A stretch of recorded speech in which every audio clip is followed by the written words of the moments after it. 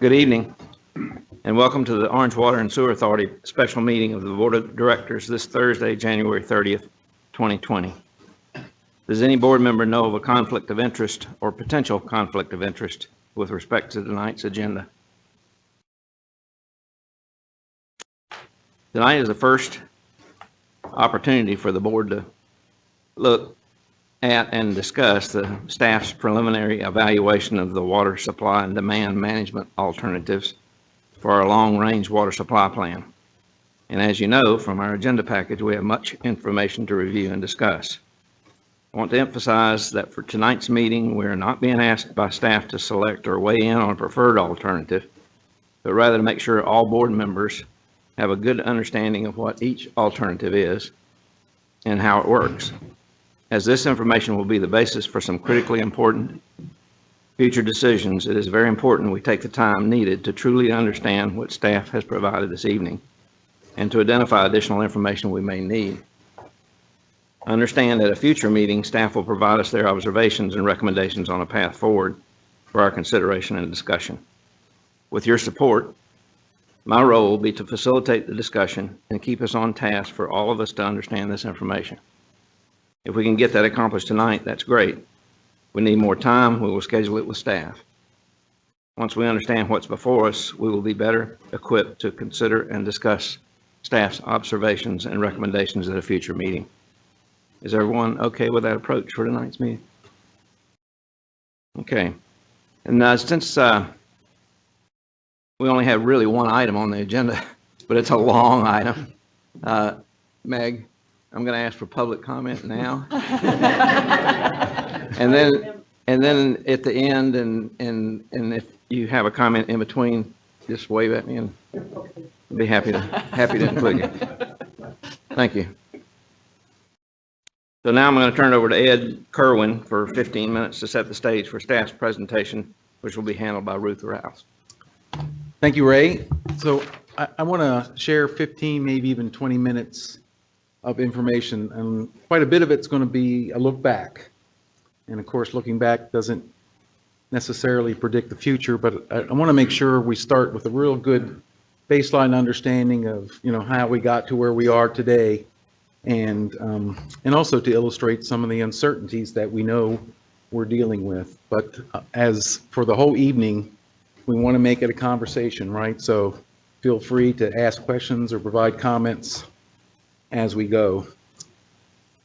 So the history lesson for OWASA starts in 1977 when OWASA began operation, and there were many challenges for the new organization at the time. For instance, there was a sewer moratorium, and there were a brand new organization trying to get up and running. But clearly, establishing a second reservoir was a top priority for OWASA in 1977. And it's 12 years later before it was filled in an operation, but, Cane Creek was priority one in 1977. In 1978, OWASA acquired what is now the existing Corey Reservoir. Another step towards future water supply, acquiring and again, that's about 200 million gallons of storage, and it's storage we have access now. It's not often used, but it's there if we need it. So, and by the way, this list that will fill the screen is nowhere near all of the water supply actions the organization took during the time, but those that I think are particularly important. In 1988, with the state's first round of allocation from Jordan Lake, OWASA was very much at the table and received a 10 million gallon a day level 2, which represented as level 2 a future use. So, and of course, that was quite a large allocation at the time. Also in the 90s, late 80s, thank you. OWASA acquired land on the west side of Jordan Lake following a study of what would be a well-suited area for an intake on the western side of Jordan Lake. As you know, then and now. There's only one intake on Jordan Lake. It's on the east side, owned and operated by the town of Cary, which is used by their system. It's also used by the Chatham County North system. But OWASA acquired land following a study. This land is adjacent to a portion of the lake which is very well suited for a western intake. So that investment was made quite some time ago. In 1989, Cane Creek was in service and filled to capacity. And up till 1989, the community's sole source of supply was University Lake. I mean, that was it. And up until 1989, OWASA purchased a lot of water from the city of Durham, the town of Hillsborough, and took other measures just to keep the community in supply. And the Chapel Carborough community, our service area, even during what would be considered a moderate drought, there were real dire situation at times for the service area because of just one source of supply. In 2000, OWASA, we acquired, and I started in 96, and it took some time, but we acquired land that's currently being mined and is very much part of our future, Quarry Reservoir. As you know, the mining stops in 2030, and that the land that would not have happened necessarily if we didn't own the land. And the fact that we own the land, and when I say we, I mean the community, we get royalties over $100,000 a year from a company that's mining the rock that's needed by the community, and they're building our future storage tank. So an extremely cost-effective investment was made acquiring both existing quarry and the expanded quarry property. Any questions so far? Yes, absolutely.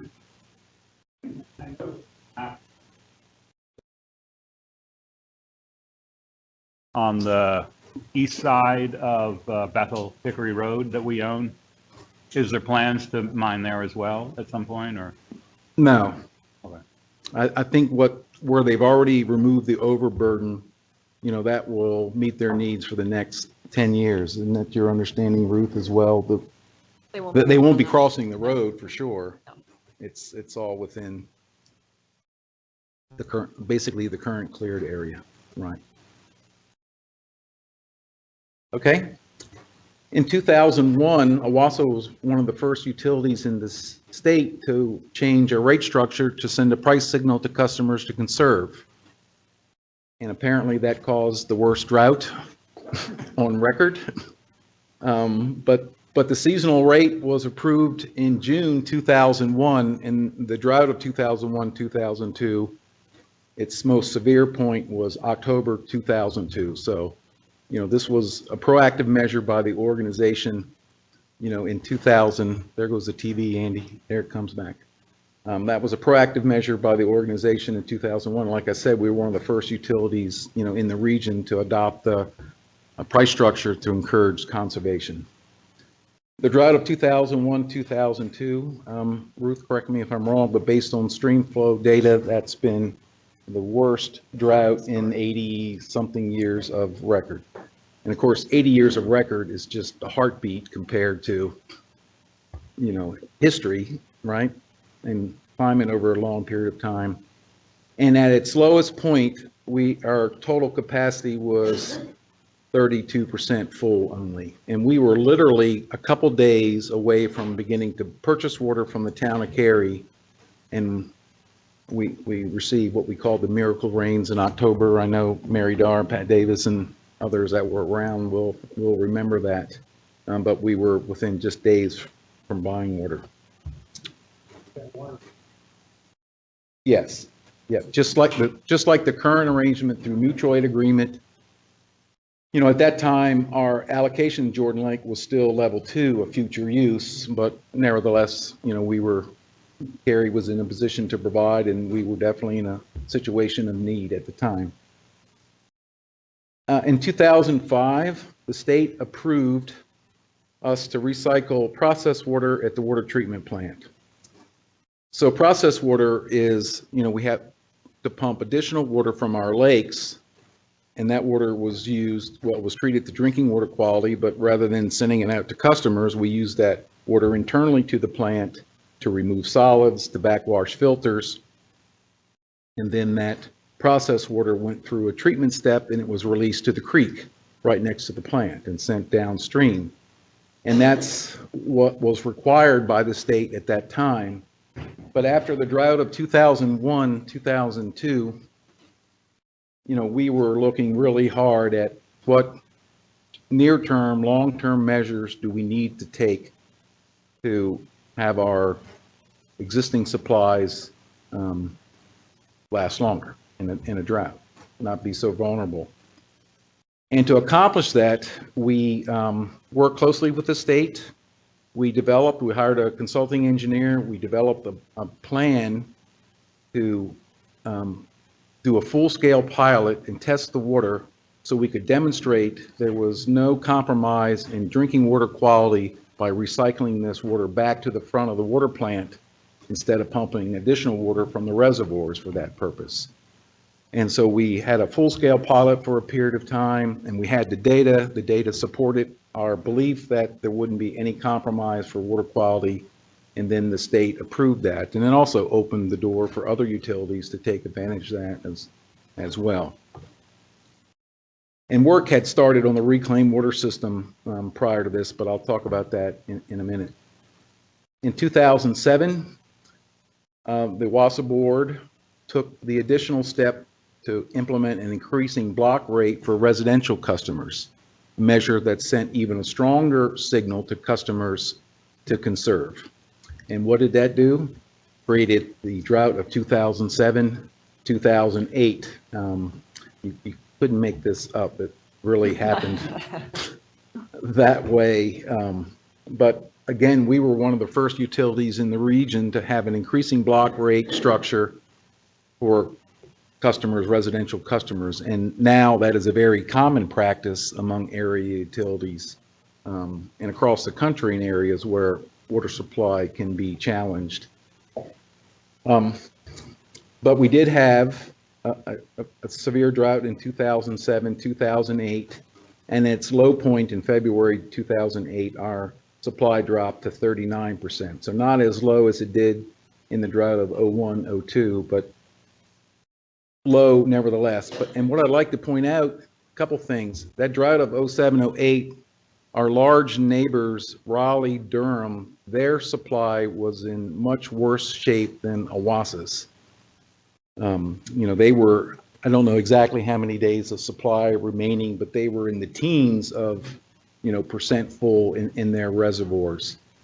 And at the same time, the water supply pool at Jordan Lake was essentially full. So very robust supply in Jordan Lake, but our neighbors were really in worse shape in 2007, 2008 than we were.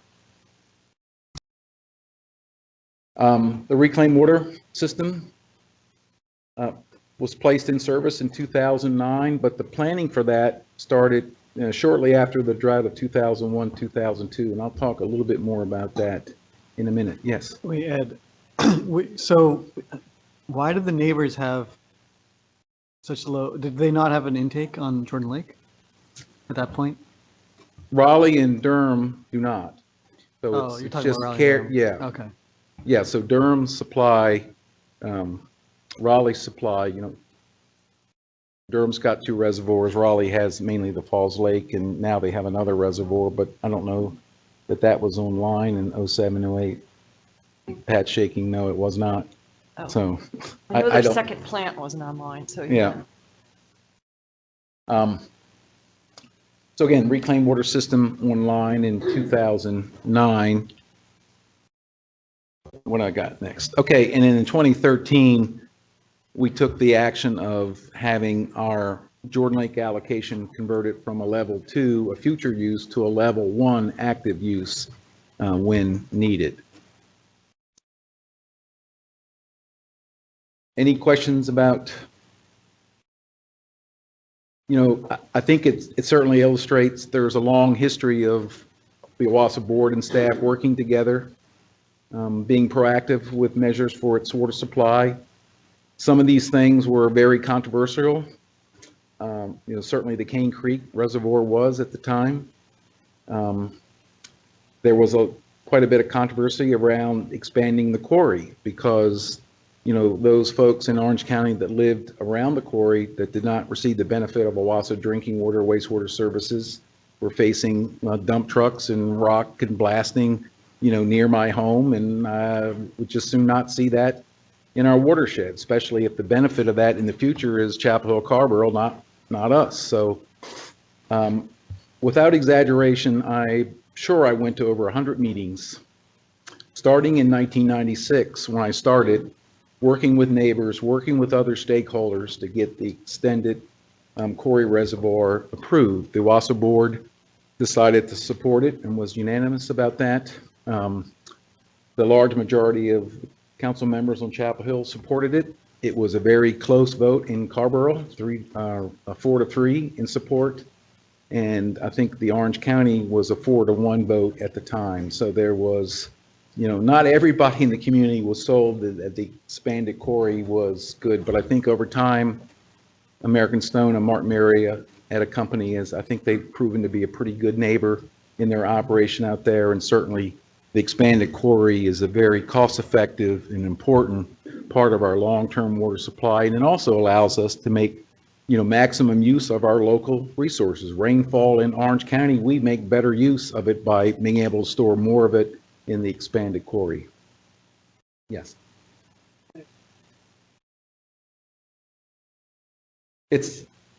John asked, why did the governments have to approve it? It was in the joint planning area. So ultimately, the Orange County Board of Commissioners issued the special use permit, but there was an agreement that all three governments needed to say yes for that to happen.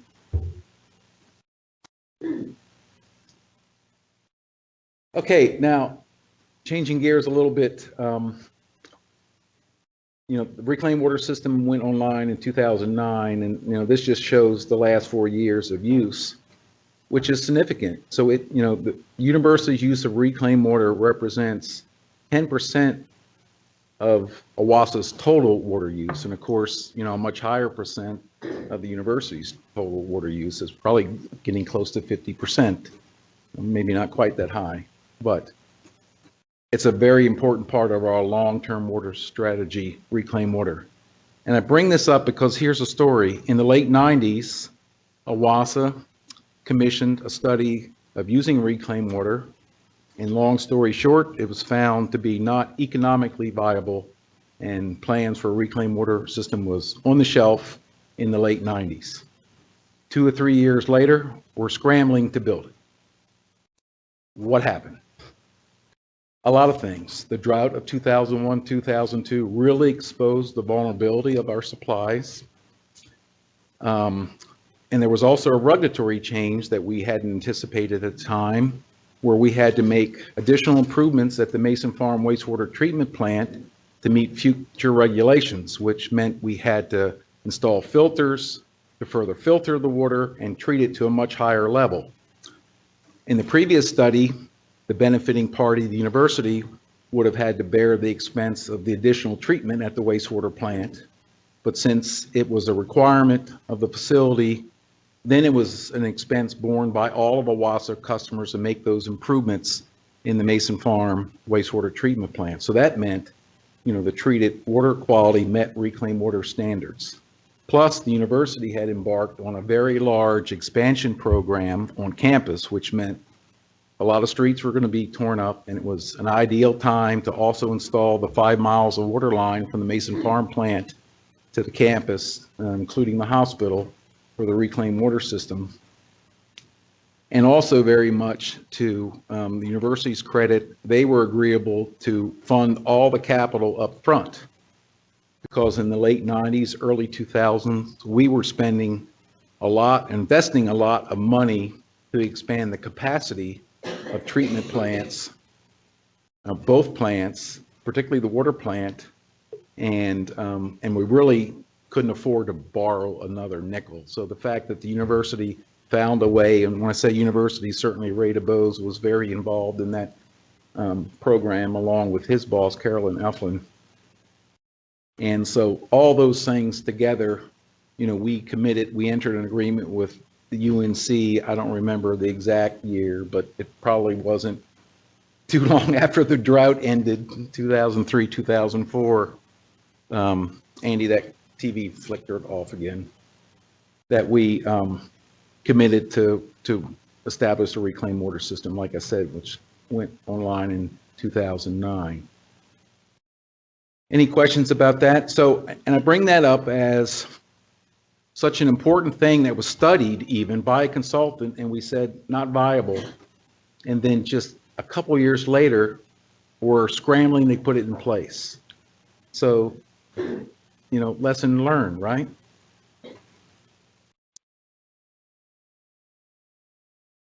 Long pause, take that in. So here's, and here comes Richard to try to figure out why the TV's not working. So I'm sorry, the front row, you have to turn around. This graph, what you're looking at, those dots, is raw water pumped on an annual average basis as it looked in 2001. In 2001, we did OWASA's first ever comprehensive water and sewer master plan. And one of the things we did was project water sales going forward from 2000 out to the year 2050. So look how badly, in hindsight, this projection was. And I know you can remember Ruth in October saying what she knew for sure about her future projections, that they were wrong. I prefer to say she was certain there's uncertainty in those projections. But this was at the time based on the information we had, which we assume was best available. We were in the future projecting growth at a slower rate than it had been in the past, but nevertheless, continued growth. Again, we got it wrong.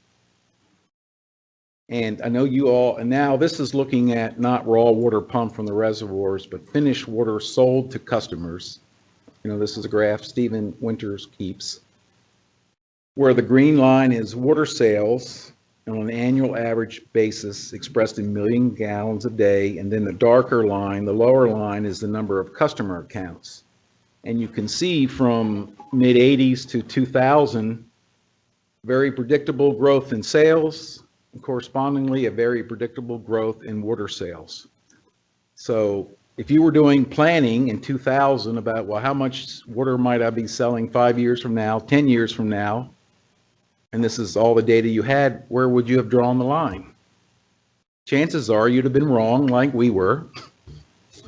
And I know you all have seen this graph many times, but there certainly was continued growth in our service area. You can see the number of accounts growing, although at a slower rate. Although I will point out that the nature of accounts has changed quite a bit. It's not single-family homes on quarter-acre, half-acre lots like it was in the 80s and 90s. It's much higher density development now and redevelopment.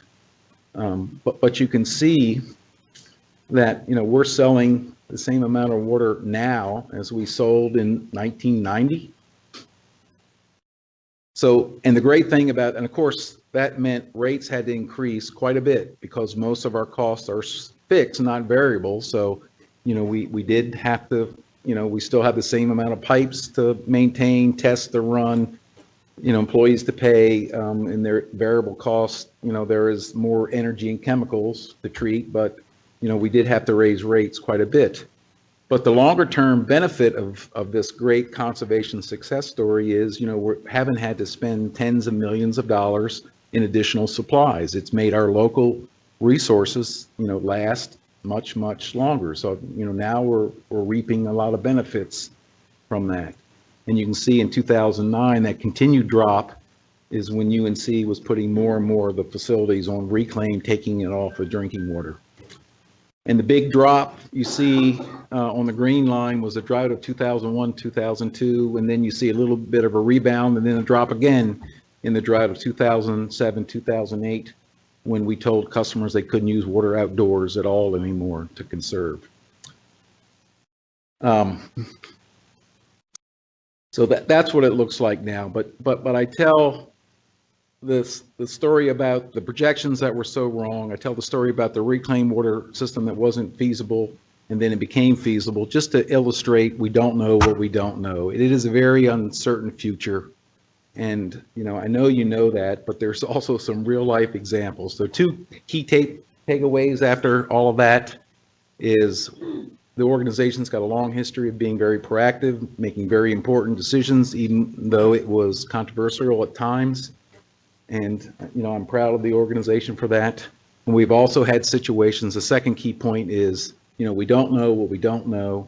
So just doing our best to understand the future, understanding the circumstances. And I think it's particularly important that we always keep ourselves some flexibility to be nimble to change and move, and not be so locked into one source of supply that makes it cost prohibitive to get out of that and do something else in the future if it presented itself, if that makes sense. So, and I'll stop again for thoughts and comments. I do have a few more things, and I said 15 minutes, and I've been, how long? 25. Pat Davis would be proud of me. Bob Epting would be particularly proud of me. Add one other note. During the 90 to about 2015 or so, the university doubled its square footage from 10 million to 20 million square feet. Yeah, and use less water. And used less Yeah. water. Yeah, absolutely.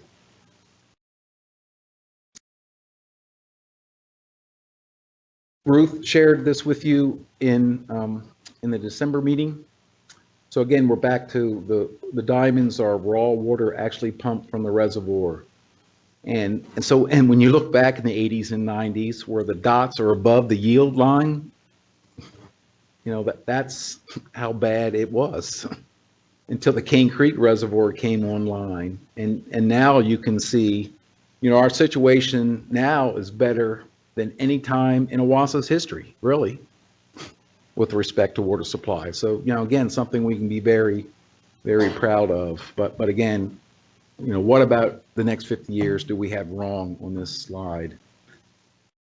And I know you also saw this in December, and it illustrates the significance and importance of, the reclaimed water to our long-range plan, and also shows over time that the risk of shortages does increase up until the point where the expanded quarry comes online, around 2034, 2035. And then again, way down the road as we get closer to 2070. So again, I know you've seen this before. And I'll go back to this and conclude my remarks. A viable option is our current plan. The expanded quarry, after 2030, and being able to, and I should have said that this, as you know, doesn't include our Jordan Lake allocation at all. So, certainly a viable plan is to maintain the current plan, which is the expanded quarry reservoir after 2030, and when needed, to continue to access our Jordan Lake allocation through mutual aid agreements with the town of Cary and the city of Durham. However, a what if scenario is, well, what if we need to buy water using our Jordan Lake allocation and our neighbor said, sorry, we can't provide it. So, that creates some uncertainty, some level of risk. But how much is the insurance policy worth? And, and to us, the path is not clear. So we don't have a recommendation yet to bring you.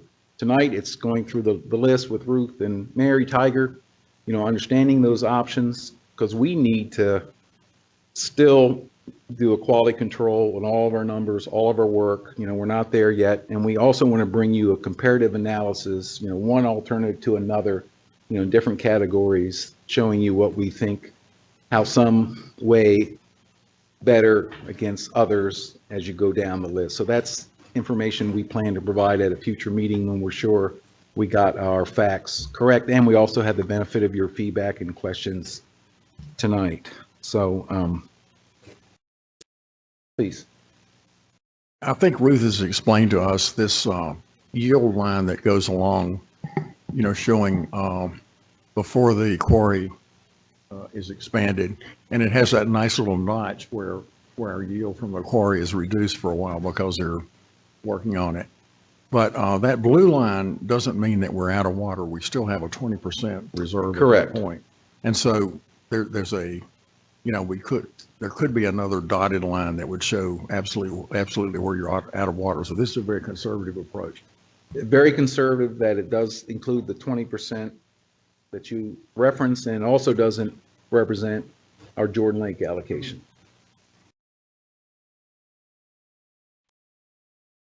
I'm sure you must be ready to hear from Ruth by now. Over to you. Thank you. All right, so as Ed mentioned, Mary and I will be tag teaming this evening on this. And I also wanted to point out, I think Pat's back here. So he's back here and can answer questions as well. He's got a great history. It's kind of a walking encyclopedia of all things OWASA past. So you can use him as well. Unfortunately, Reed Palmer, our consultant, is unable to be here this evening. So if you ask questions beyond staff's capability, we can get back to you. So feel free to ask. So we do want to kind of go through where it is we're headed with all this. This was a big agenda package. I recognize that. So as Ed stated, our goal is really for all of you to understand each of those alternatives. The other thing you probably noticed on your agenda package is that it was stamped working draft. So we have been hard at work on it. Hazen's been hard at work on it, but really to do final QA, QCs, get their tech memos and that kind of thing. We're still compiling some of that final information. So some of the data and information could change. And we are prepared that when we talk about this again, we'll have some kind of summary table of for you with the alternatives in it that will have kind of the final information in it. And we'll talk about the alternatives, and I'm going to stop after each one, make sure everyone understands, similar to how Ed was doing his presentation. And so hopefully that discussion is actually an iterative discussion and we're not saving it all for the very end here. So ask away. So this is a graph that you've seen a couple times now in your various agenda packages. We're on that second block to discuss the alternatives analysis. Again, we don't expect you to get through that and have a choice as to what you want to do this evening.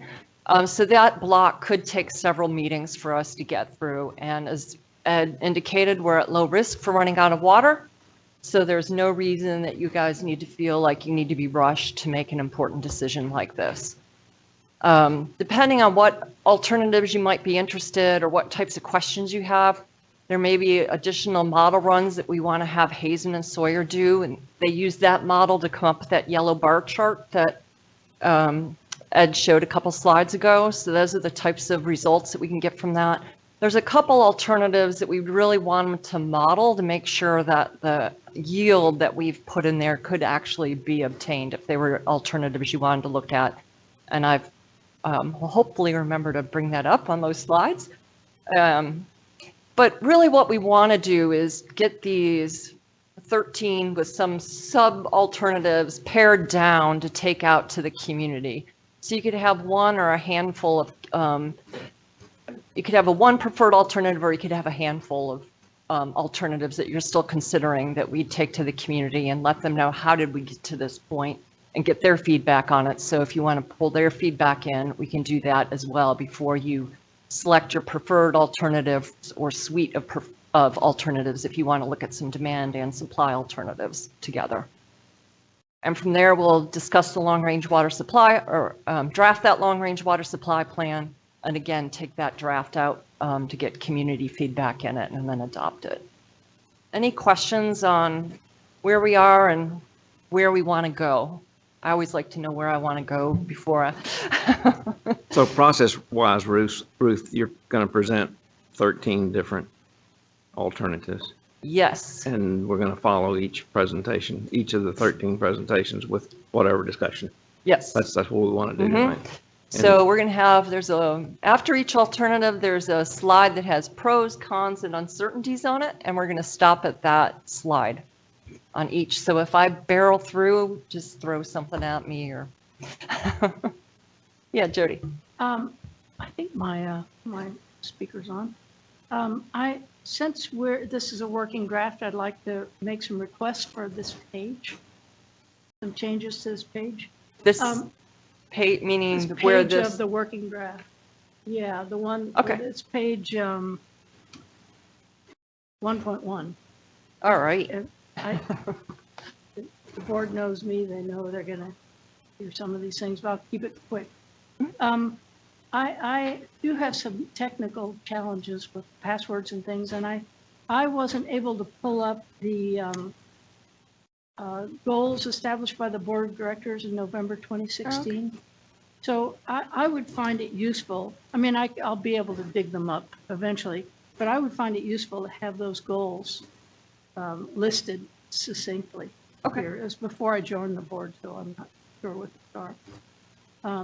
And then I was a little confused about the narrative under this graphic here.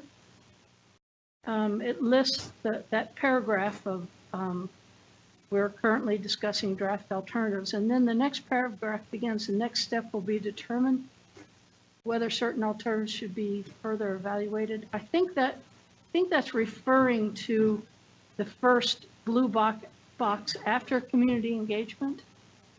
It's actually the risk modeling. So sorry, that is not okay. written. Yeah, Okay. so it would be Hazen and Sawyer could pull, there was an alternative you wanted them to look at. How would that change our risk, either in Okay. the near term or the long term? Okay. It never hurts to repeat what the Yeah. next step is, just so I'm not struggling to understand that. And the next time I read it, I may run into the same. That's quite confusions. okay. There's a lot here, so. Okay. So each of these blue boxes is a step that the board will be involved in? Staff will be doing a lot of work, and then the board has to take these steps in the blue box? Yes, Okay, yeah, those are each board steps, yep. thank you. Anything else before I move on? All right, so I wanted to start with making sure everyone understands our water supplies. I'm sure you all know that we have kind of two main reservoirs, Cane Creek Reservoir as well as University Lake. And the blue lines around those are showing the watershed. So all land inside those blue lines drains to those particular reservoirs.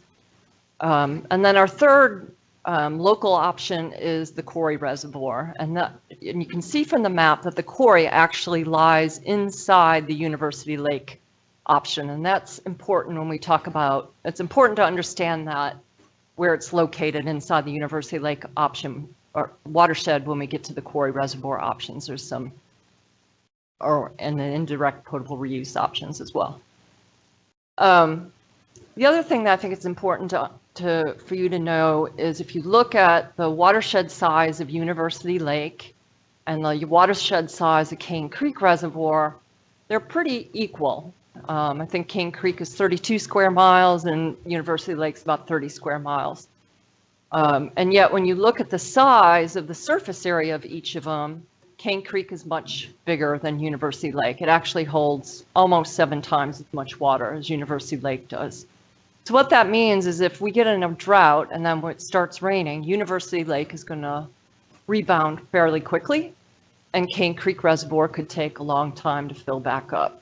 So while it's great that we have that storage in Cane Creek Reservoir, that is where we have a vulnerability.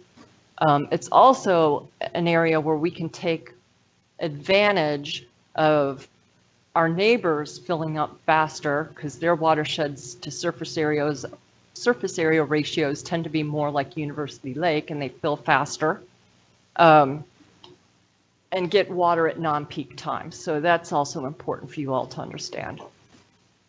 And then as we pointed out, you know that we have that allocation of water from Jordan Lake as well, which we can currently get through the Cary Apex water system, and then they have interconnections with Durham, and then Durham can then send it to us.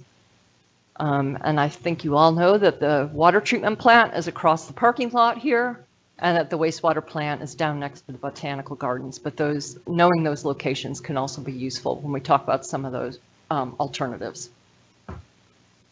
Yeah. Is it feasible, or have you ever looked at expanding the capacity of University Lake? Yeah, they did that back in 2010, and it was said, let's not look at that again. Yeah, the cost to dredge, which is one option, just the cost was much, much higher than the benefit. And as far as making it higher, there's just too much developed land and it just wasn't practical. So it's the development surrounding University Lake wouldn't allow the increased height of it. Oops, sorry. Yeah. Real quick one, what's the elevation of University Lake, of the quarry, and of Cane Creek? The quarry, I know. That's the normal, or no, 485 is the Yeah, quarry. Cane Creek is 520, maybe 500. 500? And University Lake would be pretty low, right? It's lower, yeah. Like 300 or something? I don't know, do you know, Pat? We can look that up Yeah, for you okay. and get back to you on it. Okay. Anything else? And just so you all know, it's just an aerial view of the quarry reservoir, so it doesn't show up very well in the light in here, but you can see the existing quarry reservoir near the south end. And then right behind it is the active quarry, so they are moving their mining operation toward our existing quarry reservoir. And in that last phase of mining, they will join that active quarry pit with our existing quarry reservoir. So that's where in 2025, we will pump down the existing quarry that will enable them to do that. So that's what our agreement says. There's also, we've got a lease agreement that they've got a minimum amount of rock that they have to extract from the quarry.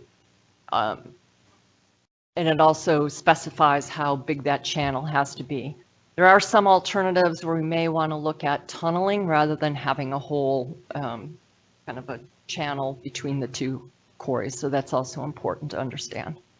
And you can also just see the raw water line coming from Cane Creek that can be used to fill the quarry because it does not have a very big watershed at all. In fact, we own the entire watershed, and then the raw water treatment line down to the plant.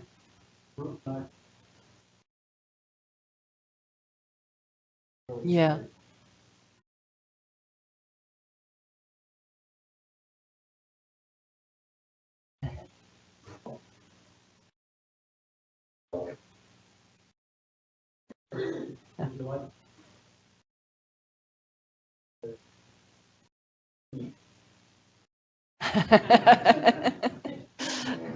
One question, Ruth. You said something about having to drain the existing quarry. Would you go over that again? Yeah, so the lease agreement, the way it's written, has them building a channel between their active mine and our quarry, so it will be one big hole in the ground. So in order for them to be able to do that last phase in mining, we'll have to drain the water out of the lakes. We'll have to pump it out. So that's that little blip down where you saw that yield line, and there's just a tiny blip down in 2025. That's the reason for it. I have one question here. You mentioned somewhere later in this document that we own the drainage area for this reservoir. Mm-hmm. Can we then assume that this outer red line, our property line, is a topographic high? Yeah, it's artificial. I mean, if you go back and look at old USGS quad sheets, you'll see a creek going through the middle of that. Mm-hmm. But there is a berm around it, and I guess creeks were redirected.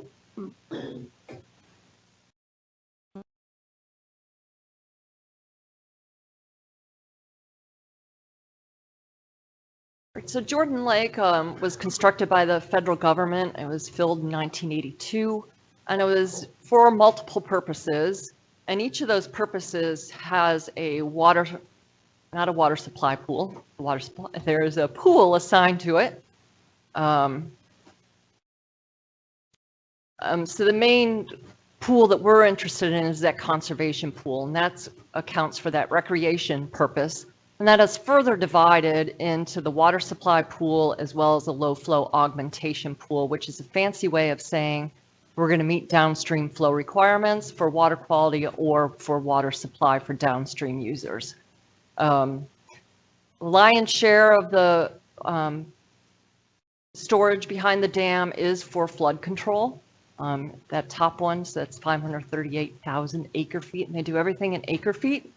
So just to put that in perspective, a football field's about the size of an acre, and then you picture that 1 foot deep. So that water supply of 45,800 acre feet is 15 billion gallons, and I can't really picture that. So, but, and so the state of North Carolina is assigned that whole water supply pool.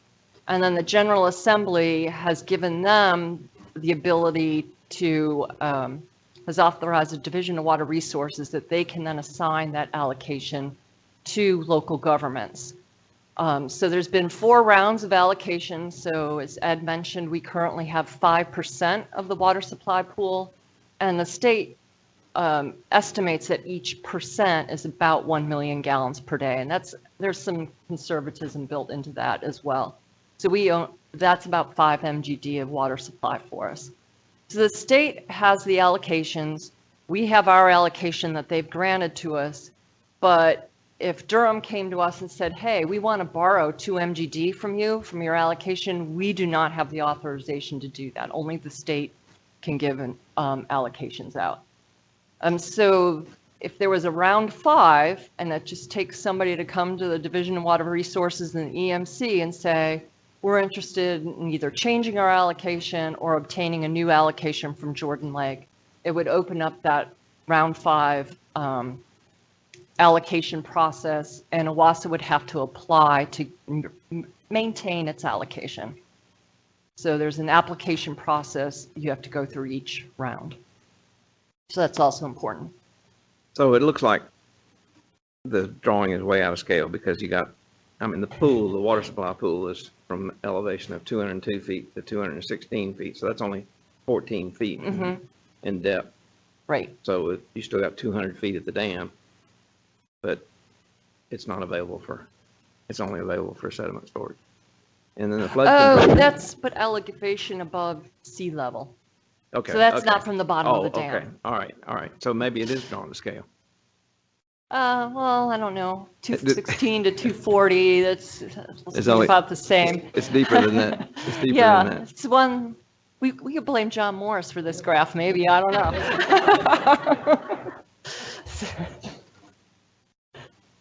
Yeah. This is a fabulous diagram. It's probably about the 326th time I've looked at it, but it's a great diagram. But you'll notice that in the conservation pool, which is the blue area, the water supply storage is about 1/3 of it. The other 2/3 is to release water downstream to have a higher flow and better water quality in the Cape Fear River.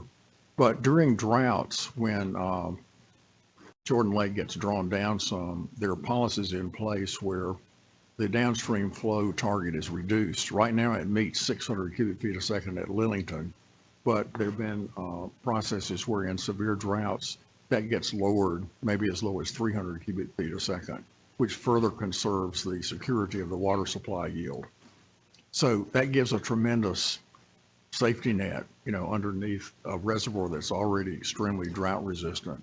And then down below that in the sediment storage pool, and surveys have shown that sediment is collecting much slower than predicted.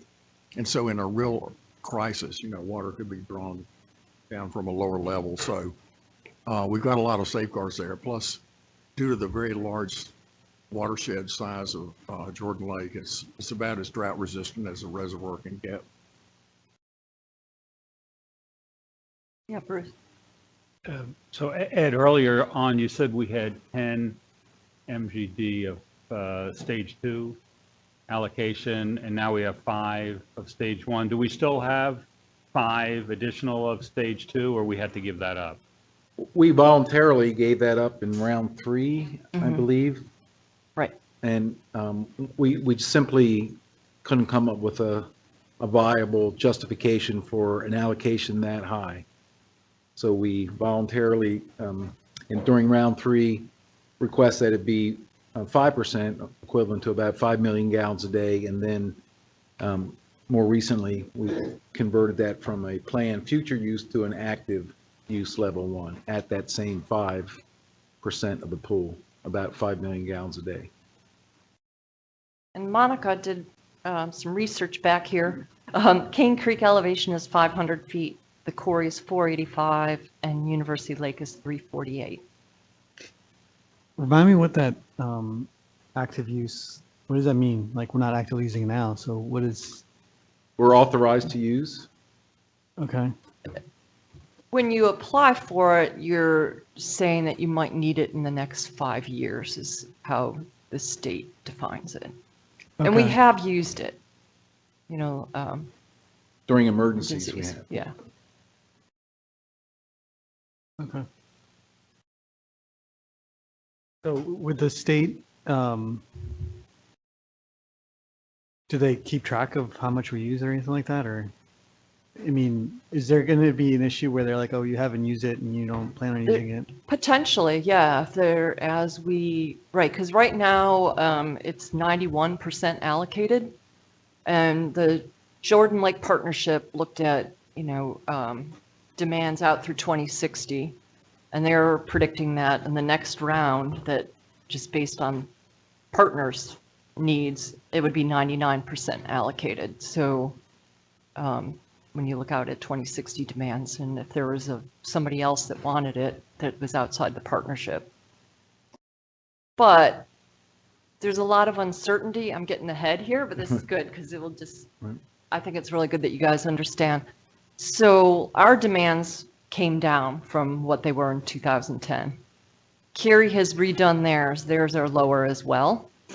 Now Apex, they did their water supply plan together because they own and operate that plant together. Theirs actually went up because they're growing incredibly fast. Their unit demands are decreasing like everybody else's, but because they have so much growth, theirs actually went up a little bit. So there's uncertainty about how much demands are going to be going up, because I do know everyone's seeing the same kind of leveling out of their overall demands, or a lot of people are seeing them, except for the fastest growing communities. I think Holly Springs has indicated that theirs are actually going up, but so that's on our side right now. But how that might change and play out is an uncertainty in the Jordan Lake option. There's something in this, on this page, where this illustration is, page 1.6, that mentions the drought response operating protocol. And we have to be in a stage 1 water shortage before we can begin to use the Jordan Lake allocation. Correct, and that's an internal OWASA policy. So that does limit our flexibility. And do we want to pull up a graph or not? Sure. At the end, there's a, which one is the water shortage response plan graphic.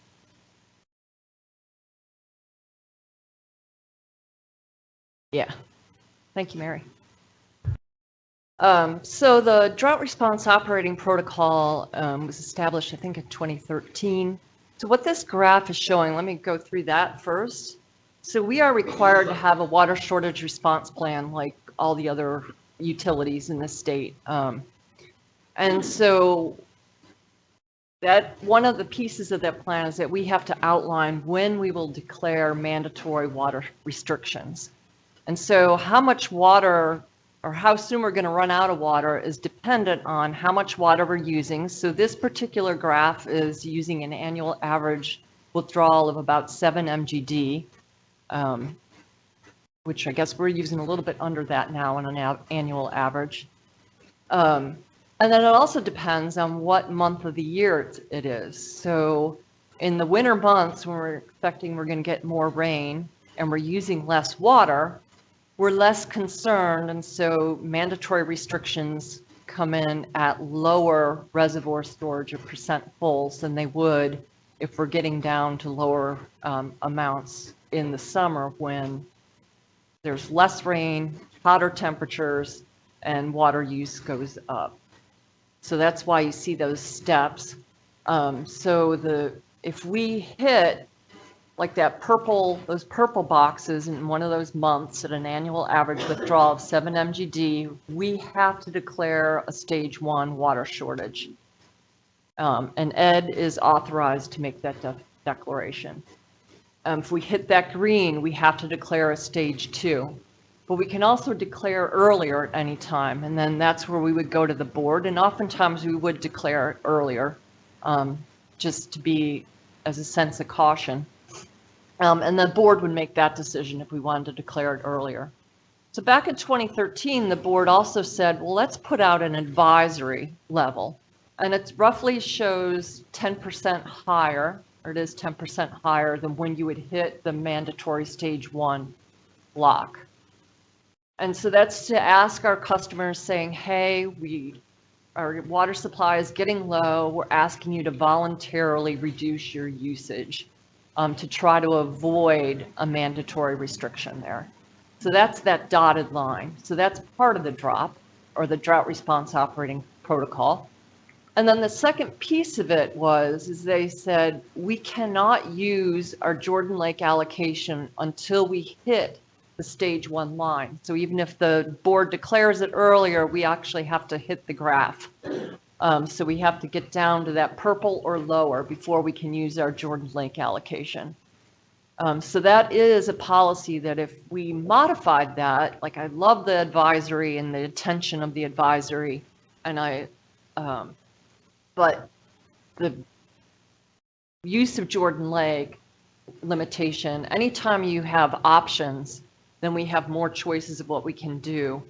And by eliminating that option of when we can use Jordan Lake, even with our mutual aid agreement, Hazen could put that into our reservoir optimization model and say, hey, if that wasn't here in place, these are the conditions where you might want to proactively use your mutual aid agreement and get water. Because remember, we've got that big drainage, we got a lot of storage in Cane Creek.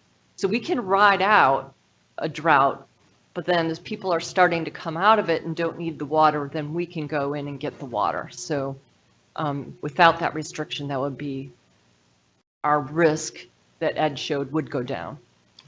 And I can assure you, it will be staff's recommendation to make that change in the drought response operating protocol, to have the flexibility to purchase water when we think it's in the community's best interest, rather than being locked in, because you're really late in the game. And I also could tell you from experience, 2 bad droughts, we will be proactive about issuing advisories, probably even before the 10% line. We're very aware of the region's situations as well as it could affect ours, because if multiple utilities are in need and are looking to purchase water and there's only so much to go around, we may want to be very early in that game to assure we can bring in supplemental water. So I'm absolutely certain it'll be staff's recommendation to take that on. And at the time when it was adopted, the BU and some of our local governments felt that was an important thing as approved by the board, because it made the community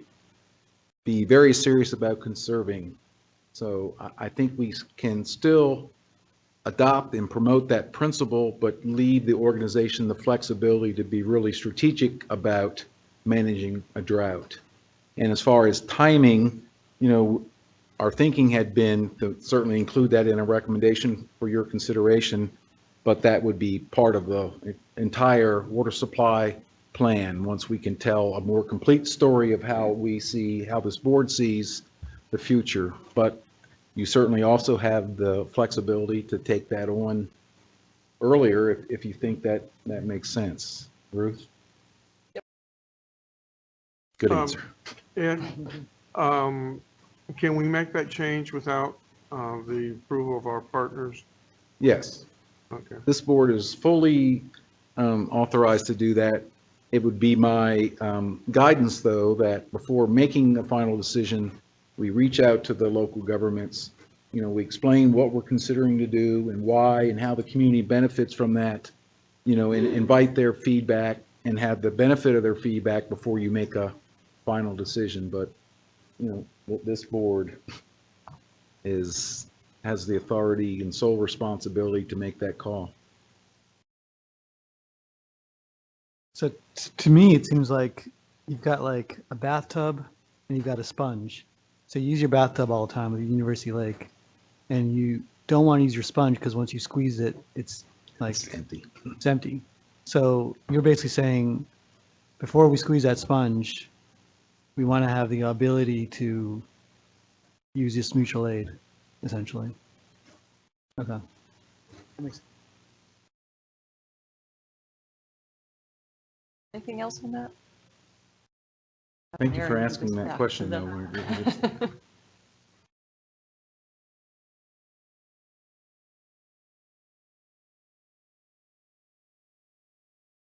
Any other questions on the Jordan Lake pool or good? All right, we're going through. We're getting ready to buckle in and do our alternatives analysis then. Not going to read through that slide for you. The first alternative is just what we're already doing. So continuing with those mutual aid agreements. So that is our current practice and our current ability.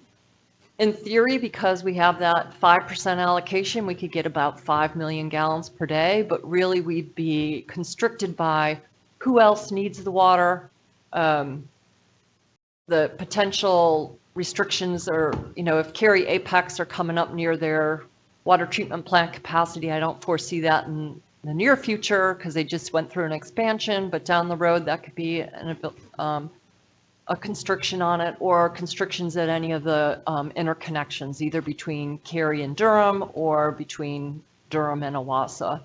And Durham and OWASA, because we can get about 7 MGD, that likely wouldn't be a constriction for us. But who else needs the water and the amount of water available at the plant? So the mutual aid agreements don't guarantee that we can get the water when we need it.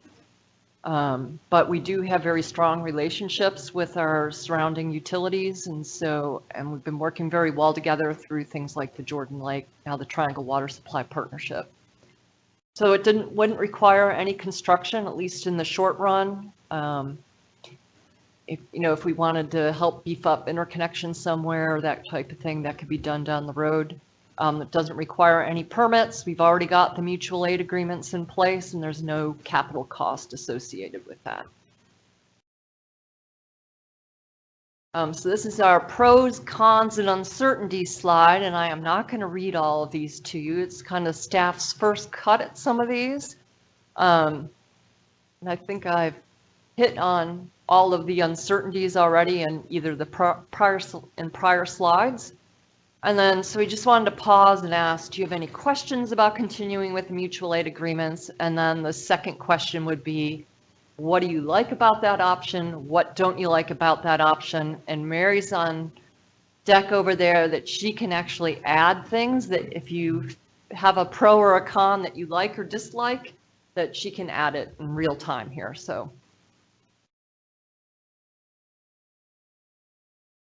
Yeah, Bruce.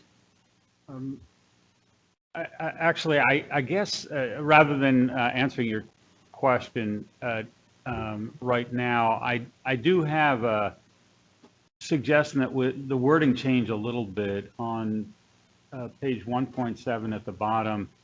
It says a key risk is that there may be limited capacity because of the regional interconnection.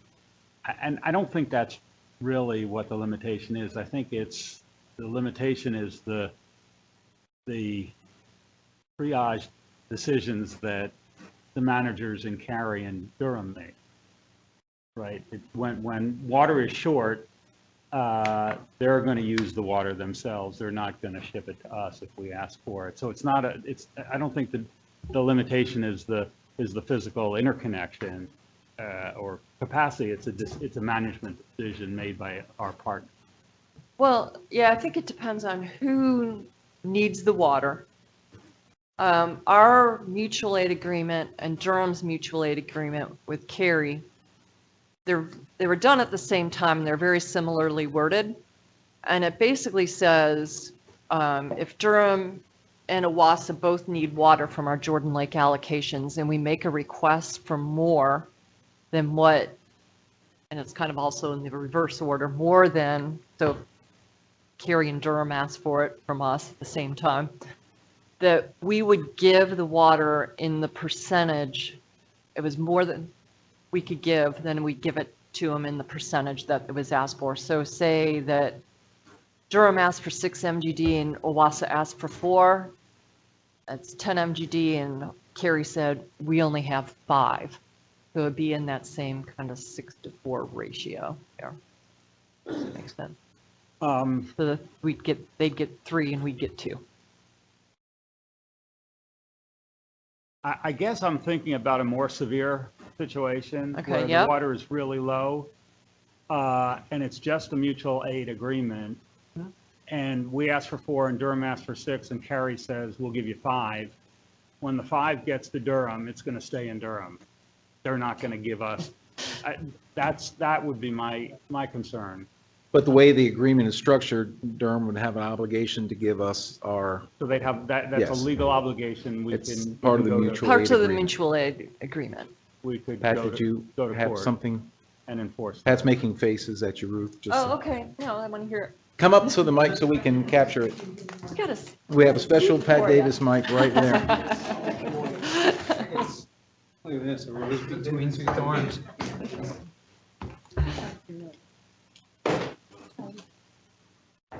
Make sure it's turned on. Oh, okay. Sorry about that, and perhaps I was misunderstanding a little bit, but one of the, if the water is coming out of our Jordan Lake allocation, then, you know, that's our water, so it wouldn't be diverted to Durham for their use, because that's what we have the right to get. And so the interconnection capacity, if Durham needs a lot of water from their allocation that Cary withdraws and treats, they need a lot at the same time as we do. We each have our respective right to the water, but the interconnection capacity becomes a major constraint if we both have significant demands concurrent. Okay. So I think that's why we have the wording in there Word of about the that, okay. interconnection, okay? Okay. You're absolutely right, though, because, you know, Durham can take action to manage its demands, to bring those down, to pursue other sources. So it's a complex equation. But when it comes down to it, it's the interconnection that's a big limitation. So the agreement is enforceable in court, I guess, is the second half of the. We also pay a small fee to wheel Is it, that don't correct? we? I'm sorry. The mutual aid agreement, our rights under that are enforceable in court. We can, I don't know, Robin, do you know the answer to that one, or? Well, Picture. I think theoretically, maybe, but I can't imagine that would really be the answer because it's mutual aid, so we all have to work together. It's also an agreement, and really, even though it was on my desk this afternoon, it's not really designed to be used to sue each other. So I don't know what would happen if we decided we want to go to court. It also probably would take a long time in terms of a crisis. So it's really more how you would deal with all this on a practical basis. Well, I guess. But there is the recognition Yeah. that we each have our own legal allocation. Yeah. So, for instance, if we were entitled to 5 and the interconnections made this was possible, and I'm just making this up, and Durham was entitled to 5 and Cary shipped 10 and Durham kept 7, they'd be using our allocation, which is also something that came from the state. So I can't really see that happening, but that would be a violation of the state's allocation to them. Okay. And I also And think the that's town of probably- Cary would Yeah. be clear about their Yes. expectations of who they're selling it to. Yeah, because somebody's going to be paying for it. But that would probably, that could potentially be something that you could get an injunction against, although I just can't imagine that ever being an actual situation. Well, I guess I've, I've read about some of the stuff that was going on in Johannesburg when they had their severe droughts, and I see, some of the stuff that goes on in California, and I do worry that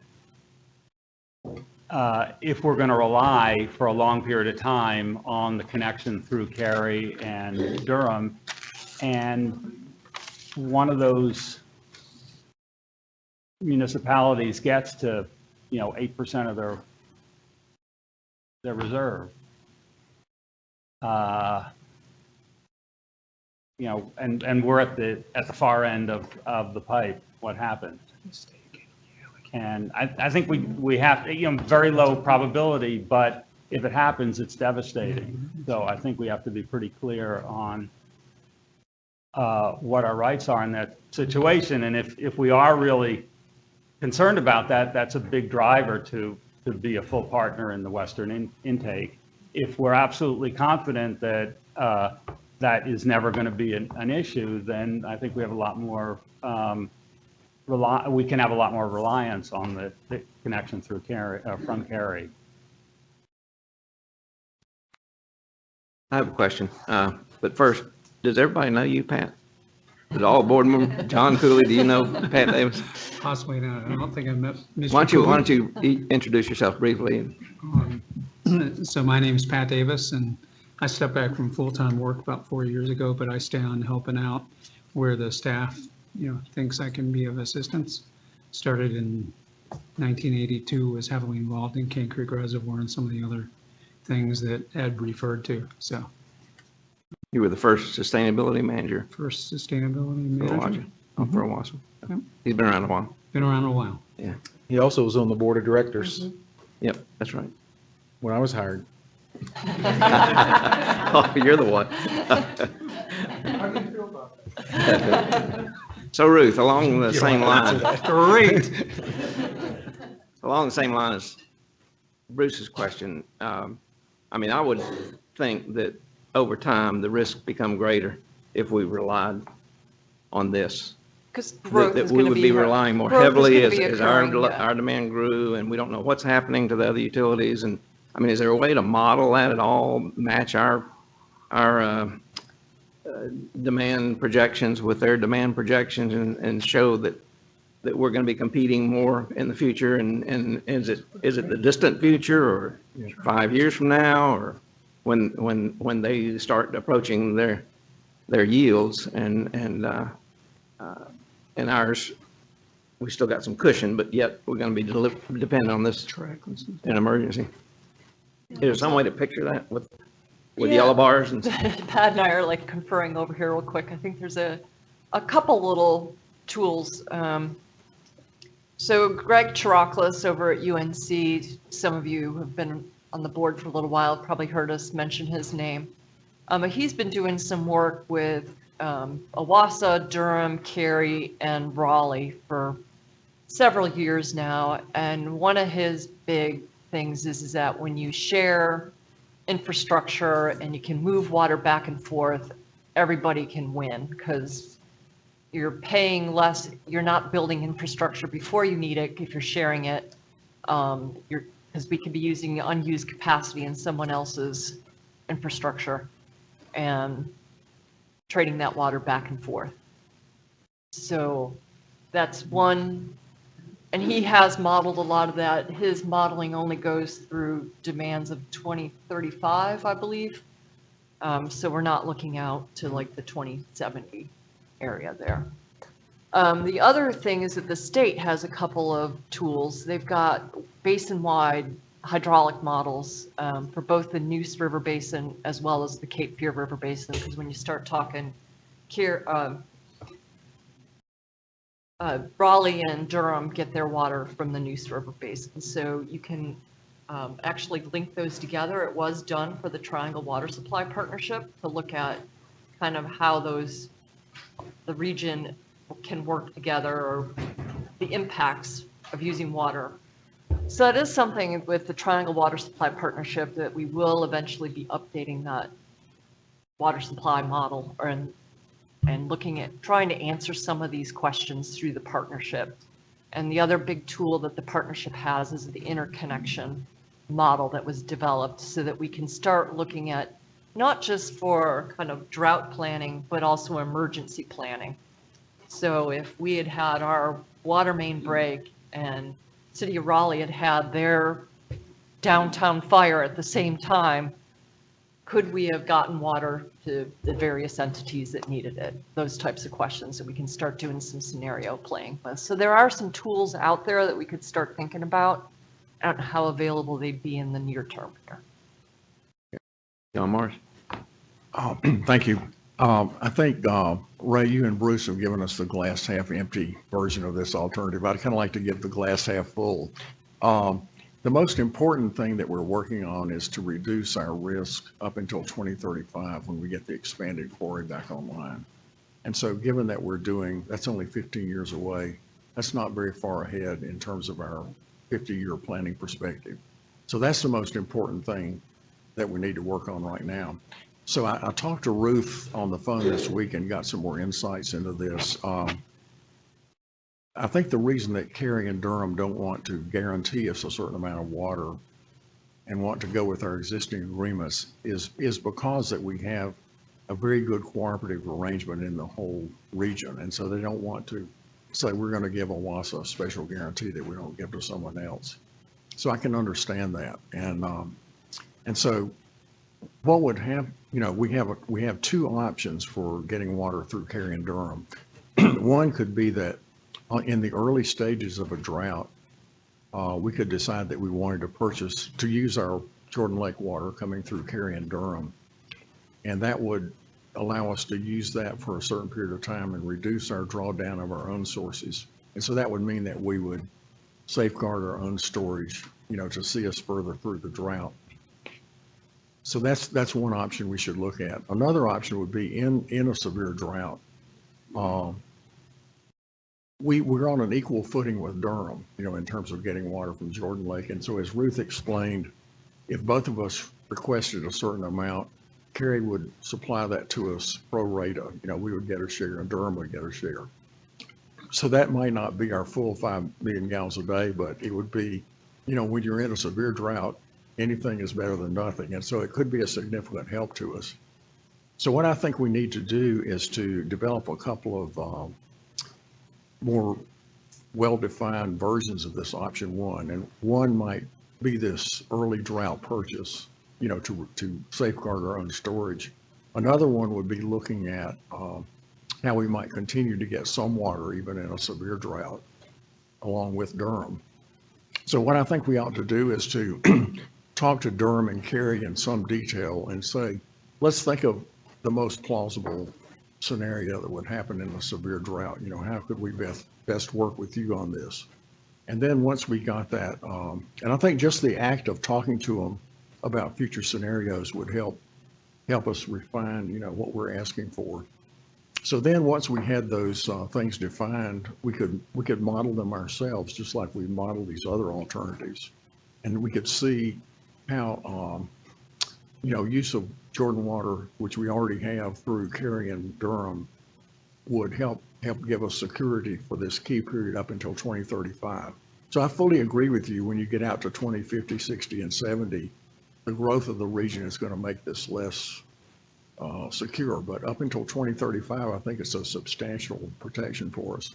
And so after that, we get to the huge question of, do we spend the money to buy into this Western intake? But that's a decision out into the future, because using our water through Cary and Durham, as Ruth pointed out in the slide, it's, we don't have to build any new pipes, any new reservoirs, any new treatment I capacity. It's think- just using Yeah, I what's think you're there covering all already. 5 Jordan Lake options at the same speech. I think you're covering, I believe you're covering all 5 Jordan Lake options in the same speech. I'm not there yet, because I'm, Okay. and I'm Okay, I'll not stop. sure I'm not sure the board is. I'll stop there, but If- I just recommend that we I see where you're define talking those about. and do our own modeling. Yes, I see where you're thinking is going. Ed? If I may, and thank you, John, I think those are excellent points. Yeah. I can shed a little bit of light on that, given recent conversations with Jamie Revels, who's the utility director for the town of Cary. I inquired of him some time ago of their willingness to consider a guaranteed supply for some payment. And he said, no, the town of Cary did not want to do that, but he assured me they will help if at all possible. They're a good neighbor. They'll continue to be. But Jamie's thinking, and I understand, he discussed this with the town manager, is if Durham has 90 days of supply left and OWASA has 200 days of supply left, they're going to help Durham in a proportion to their need, not what we're asking. They want that flexibility, and that's why they don't want to guarantee a supply, because if we say we want to buy water and we still have 300 days of supply, and Durham has 60 days of supply, they're going to send all the water to Durham. Because under the mutual aid, they're under no obligation to provide it. But I mean, they're looking at the greater regional good because they recognize they have a large regional resource. And even though the Jordan Lake water supply pool may be full, very robust, as John said, I know the town of Cary will adopt conservation measures nonetheless, so they'll be able to help neighbors. So I think we're very fortunate to have a very community-minded and progressive utility like the town of Cary. But, again, what Jamie has told me is no matter what our agreement might between Durham and OWASA, their intent is to help the entity who's in greatest need. And I think that speaks directly to being very proactive, as John said, making early purchases when there's less competition for that water, and why we need to amend the drop to do that. But if we're in worse shape than Durham, then presumably Cary would say, you get priority. That's right, absolutely right. Yeah, Jamie made that very clear. If we were in worse shape, we'd get it. Absolutely. And just to build on what Ed said about Cary, in 2008, their water supply was fine. And yet Cary and Apex implemented the mandatory restrictions because they recognized that it would be confusing for people in the region, also recognize that people are working in one area and living in another area. We commute across, and so they wanted to be consistent. So there was very consistent messaging on how we were handling that drought before my time, but I do know that that is something that I was hearing at the time.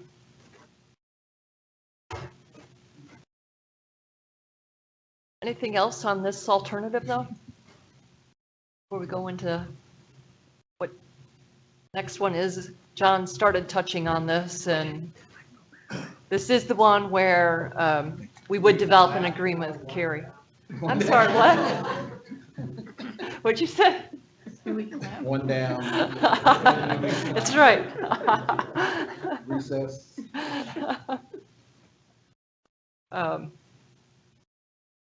Right, as Ed he kind of just went through this one, that Cary and Apex are not interested in pursuing this at this time, mainly because they do want to help out those who are in greatest need and recognize that we have built very strong partnerships kind of on a regional basis.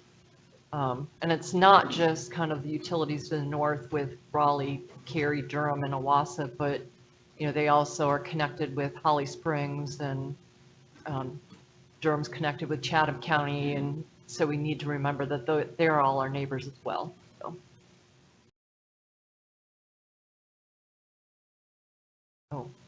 Oh, sorry. Is there anything anyone wanted to say on this?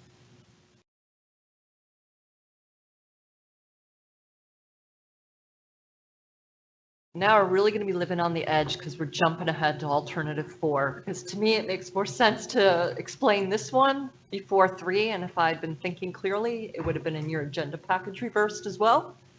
So this is where we would be a full partner in a new intake and plant. And back in 2014, Hazen worked with what we're calling the Western Intake Partners. And that is OWASA along with the city of Durham, Chatham County, and Pittsburgh. And they did a study to look at different kind of regional plants, individual or different combinations of partnerships to build plants and intakes on Jordan Lake. And the one that was most cost effective would be one plant to serve the 4 utilities and one intake on the western side of Jordan Lake. And it's assumed in that study and in our analyses that that would be sited on OWASA's property that Ed alluded to in his comments at the beginning. So we'd share in that regional water pump station shown in kind of the green block, and also in the regional water treatment facility, and then finished or drinking water would be distributed. So Pittsburgh would have its own kind of distribution line. Chatham, OWASA, and Durham would share portions of one, and then Durham and OWASA continue to share up onto our Highway 40 interconnection site, and then it would go into Durham's distribution system and our distribution system. So the costing in this, and any of these alternatives where there's kind of a plant size or a capacity, we could also always play with how much you wanted to build on any of these, and the cost would go or not proportionately, but it would go up or down depending on whether you wanted more or less capacity in it. So what we had told Hazen back in 2014, and we had them update the cost for this study based on those same assumptions, is that we would have 2 million gallons per day in the initial construction of that plant, with ultimate in a second phase going up to 5 MGD, which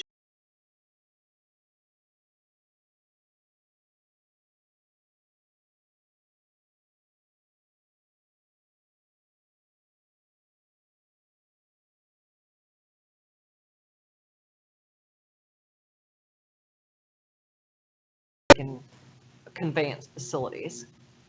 So when you're thinking about any time, this is going to have more extensive construction because you're talking about an intake, you're talking about a treatment plant, and then you're talking about some long conveyance lines. So anytime you have more construction, you're going to have greater amounts of impacts both to the natural environment. So we'd have more stream crossings, potential to kind of go through a more sensitive environmental area. But we do tend to follow road crossings on these. And I believe that whole line does follow road right-of-ways. And you can minimize those impacts as well. And you're going to have greater kind of construction impacts. You're going to go across more private properties the longer those pipelines are.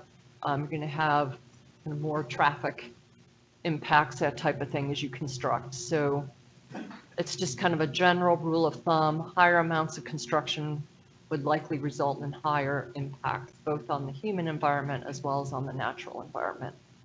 And we do minimize and avoid where we can.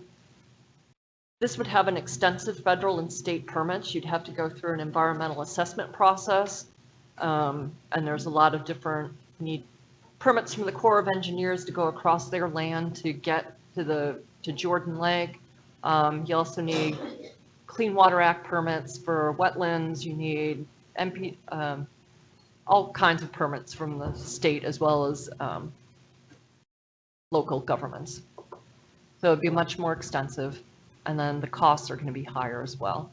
And the cost we're showing per MGD in there is assuming that initial 2 million gallon construction, because that's that 28.5 is based on.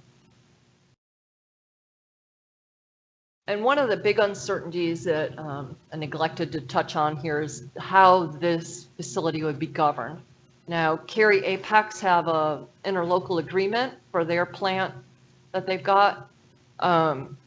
This could be done with an interlocal agreement. It could also be done as something like a water authority, similar to OWASA.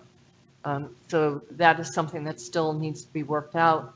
And then, as I said, that if we could play with the amount that we wanted to buy in at, how many MGD, so could the other participants. So if they wanted to, if they're noticing that their demands are going down as well, their level of participation may go down, and so our cost share would then go up. So that's also a big uncertainty on that. It's looking at it supposedly in the ground in the early 2030s, but I'd also like to take bets whether our quarry's in place first or the western intake and plant is in place first. So it's really up in the air, and anytime you have several local governments working together, the process always takes a little bit longer. Anything else people want to say in terms of what you like, don't like, or do you have questions on what that alternative is? Why is it that that land that we have there is so far south? Like, was there, and that's the spot that people are considering for a potential spot for the plant? I know there was, Pat can come up here and correct me if I say anything correctly, or Ed can. I know that there were some early kind of siting studies for potential intakes, and I know that then we were kind of looking at land that in that area in case we needed or wanted to put a plant on the lake. So I think it's where we had land available that was close to places that had been identified as potential intake locations. So, and you do want to be further because the water, back to the next, doesn't really show it very well, but the majority of the Jordan Lake water is coming down the Haw River arm. But that's actually a very small portion of the lake, and I actually don't go down far enough. Whereas most of the surface area and volume in the lake is coming from the New Hope Creek arm, Morgan Creek arm. So those areas, it tends to move a whole lot slower. So in the upper reaches of the lake, you're going to have more algal blooms and those types of issues than you're going to have further down the lake as well. Algal blooms? So yeah. Well, that's toward the deep end of the lake also. Right, I mean, yeah. if you consider that Right, so you're going to get better water the closer you get to the dam. the water available is only 14 feet of the total depth, and that the upper end of the lake is not much deeper than that. Oh, right, yeah.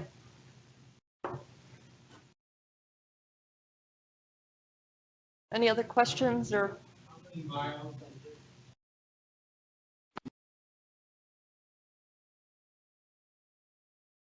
I don't remember. I'd have to look that up. From miles from the proposed plant up to where it would come into our service area. Yeah, I'd have to look that up. I don't remember.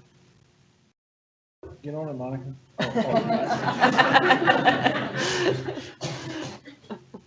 Like it'd be key to understand what the other partners' need for this is as time goes by. I mean, Yeah. over time, I mean, I would think that the faster growing areas will need it sooner and want to move on this sooner. Right. So you need to really understand where they are with their Right. And, projections to understand what the actual timing of this might be for partners. Yeah, I know that there's, we are starting to look at, we did select HDR to be a program manager for it, and some of you have not been on the board, but we do have an interlocal agreement, those 4 partners, that the board authorizes to sign. It doesn't hold us to any, we can choose to be within a project or not choose to be in a project, and what we have said is anytime they're talking about money switching hands, we would come talk to you all about that before we signed it. So they have chosen HDR as a program consultant and working on kind of the scope and fee right now with them. I think once they're on board, things will start moving on getting kind of the initial governance study, getting preliminary design of facilities as well as environmental permitting started on that path. So in the not too distant future, we'll have to make some decisions on whether we want to be in or out of those studies being in or out does not commit us to any long-term decision. Like there's on-ramps and off-ramps built into that agreement, so. Yeah, that was the thing where the city of Durham kind of initiated and paid for like the beginning part of stuff, Right, right? exactly. So, I Yep. mean, clearly they're interested. You would They are think. interested, yep. And it just moves slowly, so. Yeah. And I think Chatham is very interested. Pittsburgh is the one that I'm less sure of in terms of their participation. But even the amounts that Chatham would be interested in, I'm not sure. And they've said they want their full allocation, but I don't know, they're in the process of updating their demand projections now, so. Does Pittsburgh have an allocation? Does what? Does Pittsburgh have an Oh, yeah. allocation? Okay. But they're not using it now either, are they? No, they get their water from the Haw River. I thought. Yes. So have we talked to the folks at Durham to understand why the western intake is important to them? Yeah, I mean, we meet So with them. Why? They are at higher risk than OWASA is, and I talked a little bit about the modeling that Greg Trockless at UNC is doing. As part of that, some of that work, he did look at risk, and Hazen and Sawyer did some risk modeling too for this group of utilities back in 2012. And Durham is at higher risk than either OWASA or Cary for, running out of water. But if they have a limited allocation from Jordan Lake, then it doesn't matter where they take the water from, they get the maximum of the same amount of water. So they could get their water from Cary too. I guess that was really my question, why they were interested in the western intake as opposed to just relying on Cary. And I think too that, they've got a 16% allocation, so they're going to need more water. They're growing like everyone else around the area is.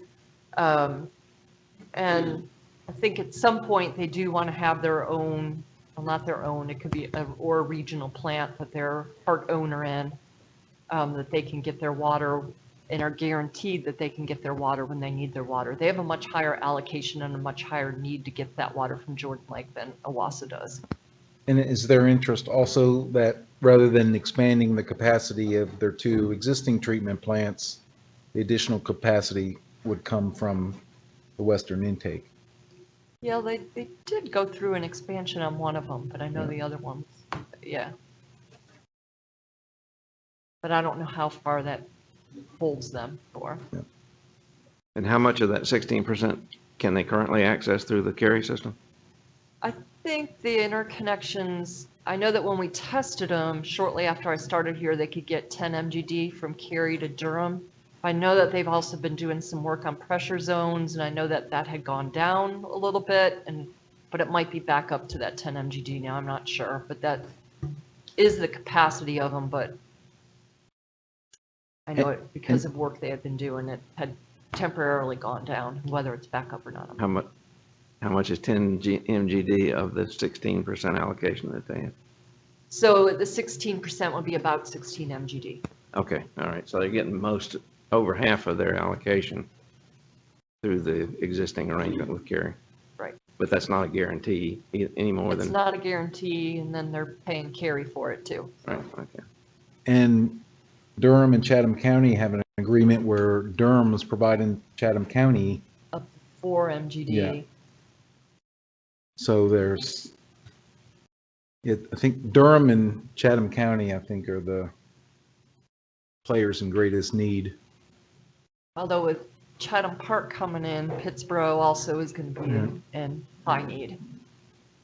Except, aren't they also talking to Sanford about supply? And I know they're going to be active in reclaimed water systems and. Right. So, again, uncertainties.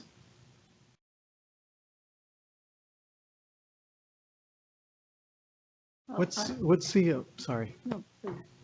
Well, what's the water quality with the Haw River access being so close to that plant intake? I mean, yeah, Cary they meet their water, they meet their criteria. They have safe drinking water. They also post a lot of their data, just like OWASA does. They post a lot of that on their website. And the treatment plant here too, recognizing that there are algal issues in Jordan Lake, it does include some fairly advanced treatment. It's very similar to what Cary has at their plant. What about the Paw River with the, The PFAS? For Yeah. Pitts- For the town of Pittsburgh What's that? specifically? sorry, I missed that. You were asking about withdrawing from the Hall River specifically or in Jordan Lake, which is? Both. So, yeah, I mean, it was a combination kind of question, but yeah, if the town of Pittsburgh is withdrawing from Haw River and there's issues with that water quality in the Haw River, would they be more likely to be withdrawing? Would they prefer withdrawing more from this potential plant? I think it's something they're evaluating, because Okay. if they have to do treatment upgrades on their current plant, does it make more sense to put their money in a new plant? So I think they're evaluating their alternatives right now, and so they're not clear as to what their level of involvement would be at this point. And then for us, for that western intake, would we also be concerned with PFAS and the contamination issues? Yeah, Yes. and just like, Yes. it's in there. I mean, Cary has not had it in their drinking water above any health advisory that I'm aware of. Right.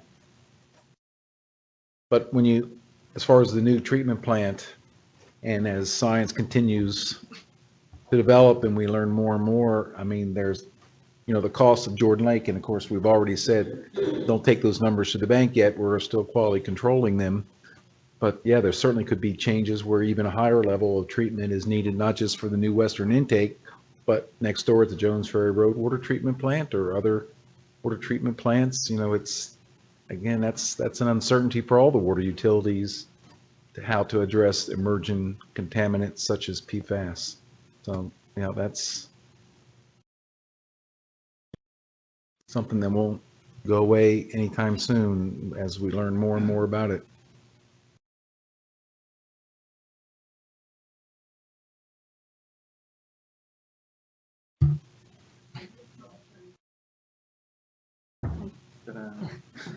So I like this alternative in spite of the cost of it. Because as is written on page 1.14, it reduces the risk, severity, and duration of future water use shortages. And it's the most certain of the Jordan Lake alternatives that we have.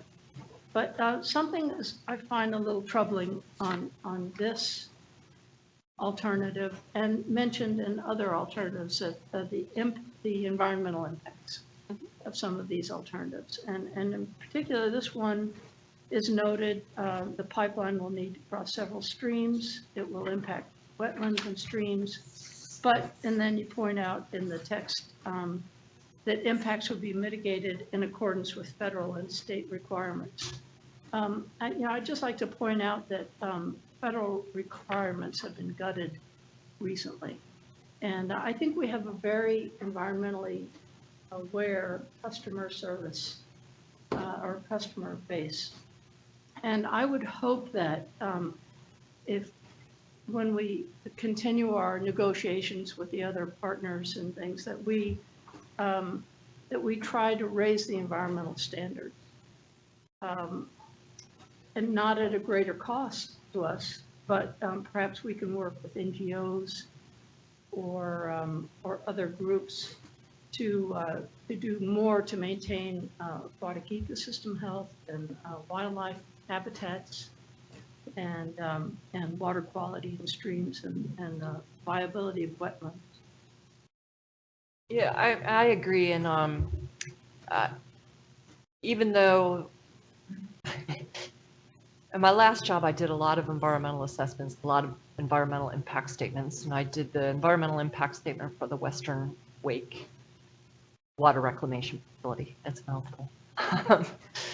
So at the end of the whole process, the Corps of Engineers looked at me and said, that's the extent of the environmental impacts for this project, because there are pipelines, there are some long pipelines, and very small impacts because of the way it was designed. And they were like, why did we do an environmental impact statement for this? Part of it was to be out in front of the public and be very open with the public, recognizing that at the end of it, there could be some impacts that,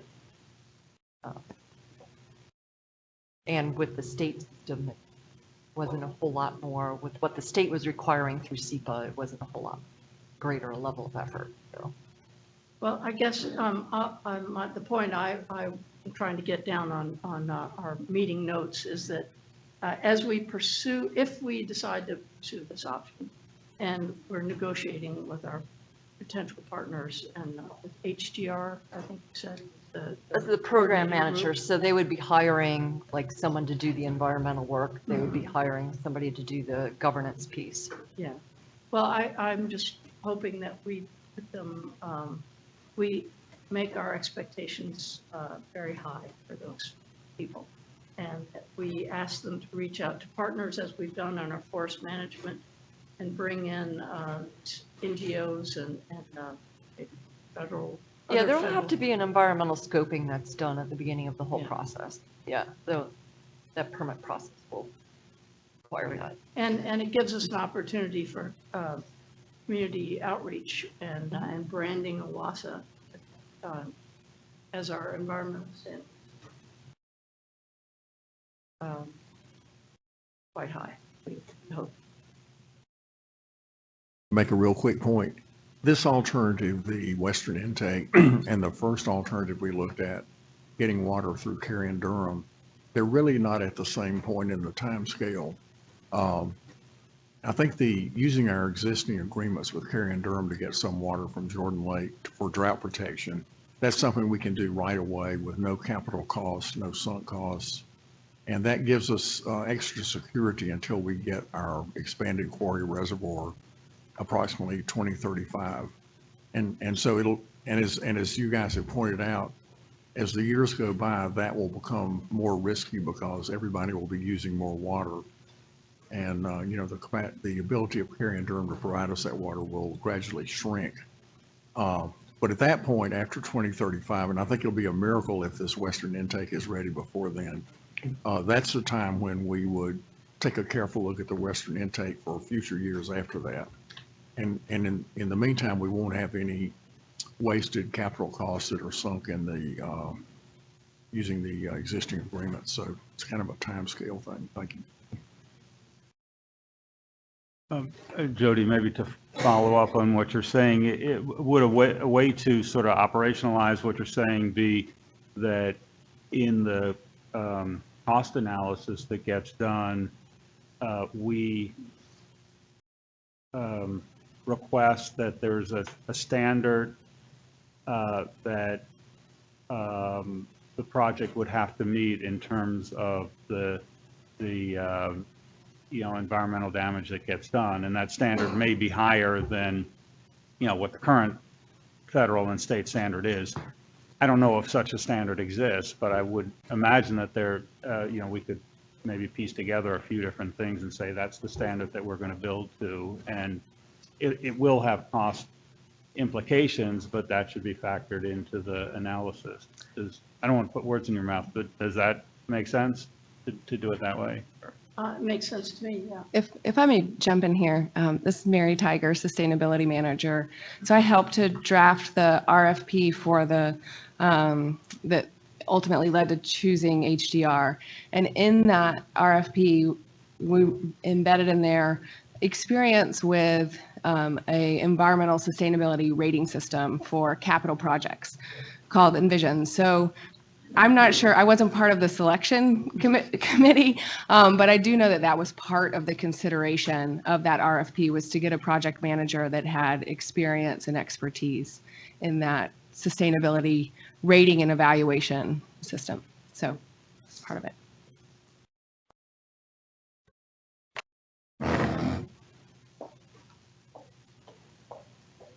someone did some research, I'm not sure who did this one, but the line from the plant up to OWASA is about 21 miles. Anything else on this one before we move on? And then moving backwards to alternative 3, it's similar to the alternative 2, but rather than working with Cary on an agreement to guarantee capacity, you'd work with the other Western intake partners to guarantee capacity. Now, as we've just discussed, we don't really know the timing on that. It's way too early to start thinking about this, but it is a potential option there in the future. There wouldn't be any OWASA permits, but again, that whole project needs to go through some extensive permitting, and there'd still be, the majority of the construction would still be the same as it would be. So even though there wouldn't be impacts from construction from OWASA, the project would still have its impacts. Yeah, I'd like to make a comment on option 3. I think we are not being a good regional partner if we choose 3 over 4, because for the same reasons that that we're extolling Cary's role in being a good regional partner in limiting their own water when they didn't, water use when they didn't need to, and valuing being able to provide water to those systems in greatest need for water. I think that OWASA would not be a good regional partner by not fully funding their role. That's just my initial thoughts reading this alternative 3. Other questions or thoughts on what you like or don't like about it?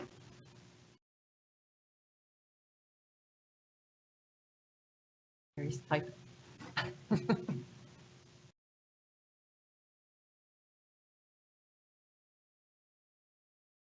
Just another peripheral question. I think, Ed, you had said that Chatham has, what, 3 million gallon per day allotment from Durham?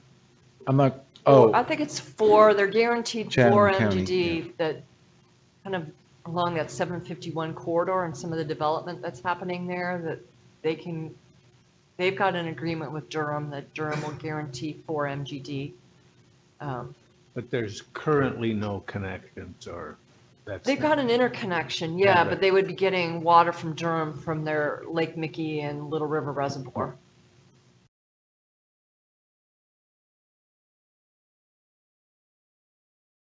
All right, so moving on to the shallow quarry, this is actually what was the preferred alternative in the 2010 long-range water supply plan. So this is what we have in process right now. So the additional 2.1 MGD is where we see that bump up in our yields. So we are planning on having this. There is no new infrastructure. We can use the existing pump station in this particular alternative.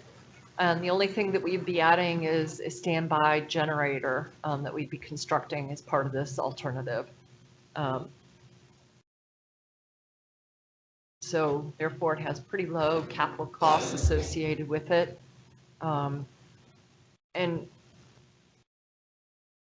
I just want to point out too that when I say the diversity of OWASA's water supplies, I'm talking about where we can get water from. So just kind of like your own retirement portfolio, you want to have it spread around a little bit. So this does not expand on what we already have, but it does expand the yield and the storage that we have available to us. So it would result in, it does increase our reliability and reduces our risk of shortages. And one thing I know we've talked about in other meetings is that the treatability of that, it's very clean, clear water. So it can be hard to treat. So it is good that we do want to try to mix it with other, either Cane Creek or University Lake. And we can either release it to Phil's Creek, which goes down to University Lake. And that's what we did a few years ago when we were having a little bit lower water storage. But during a drought, we wouldn't really want to do that because it would just all soak into the into the stream and not make it to University Lake. So in that case, we also have the option where we can put it down to pump it straight to the water treatment plant. Jody? Yeah. In that same thought about making a practice of releasing it to Phil's Creek, I'll preface this by saying I know nothing about Phil's Creek, the water quality in it, the amount of water in it or anything. But if before we decide to consider that a permanent solution, if we were to go with that, have we considered the consequences of lowering the water temperature and increasing the alkalinity of Phil's Creek stream water? It's likely to have an effect on the aquatic ecosystem health of Phil's Creek. So before we make that a practice, we should look into that as an issue. Yeah, we haven't done it Yeah, very and during a much, drought, have there we? is no flow in Phil's Phil's Creek. so It we is would- dry. Yeah, Well, well, but it's a good point that, Yeah. yeah, has not been studied as far as I know. Well, would this be done only in times of drought? well, if we were in a drought, we would be piping it to the plant, because otherwise we'd be losing it all to the ground.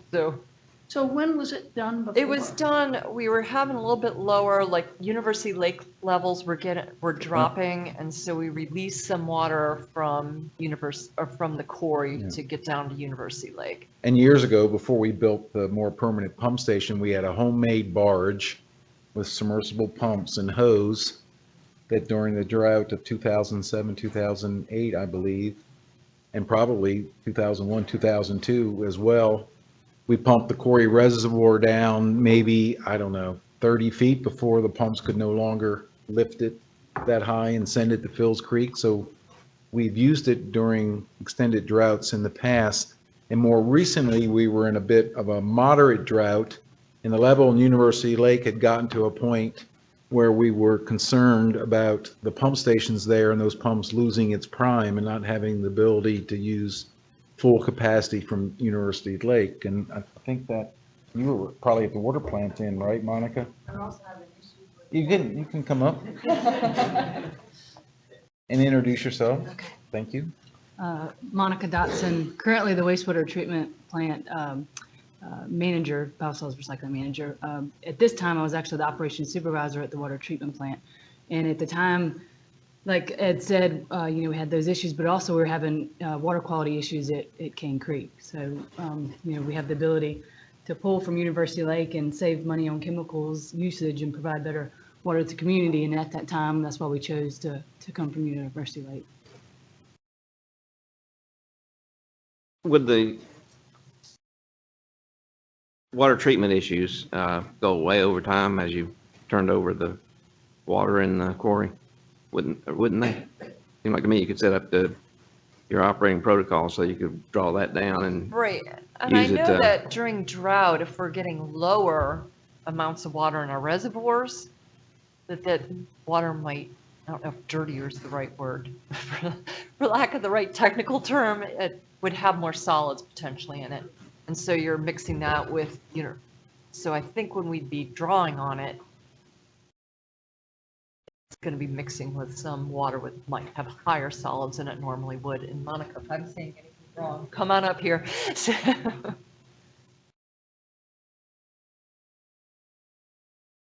Just so I understand the difference between the shallow and deep quarry, are the mining operations the same for both?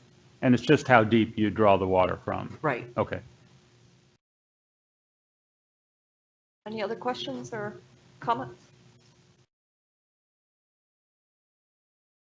So move into the deep quarry. This one we would put new infrastructure in.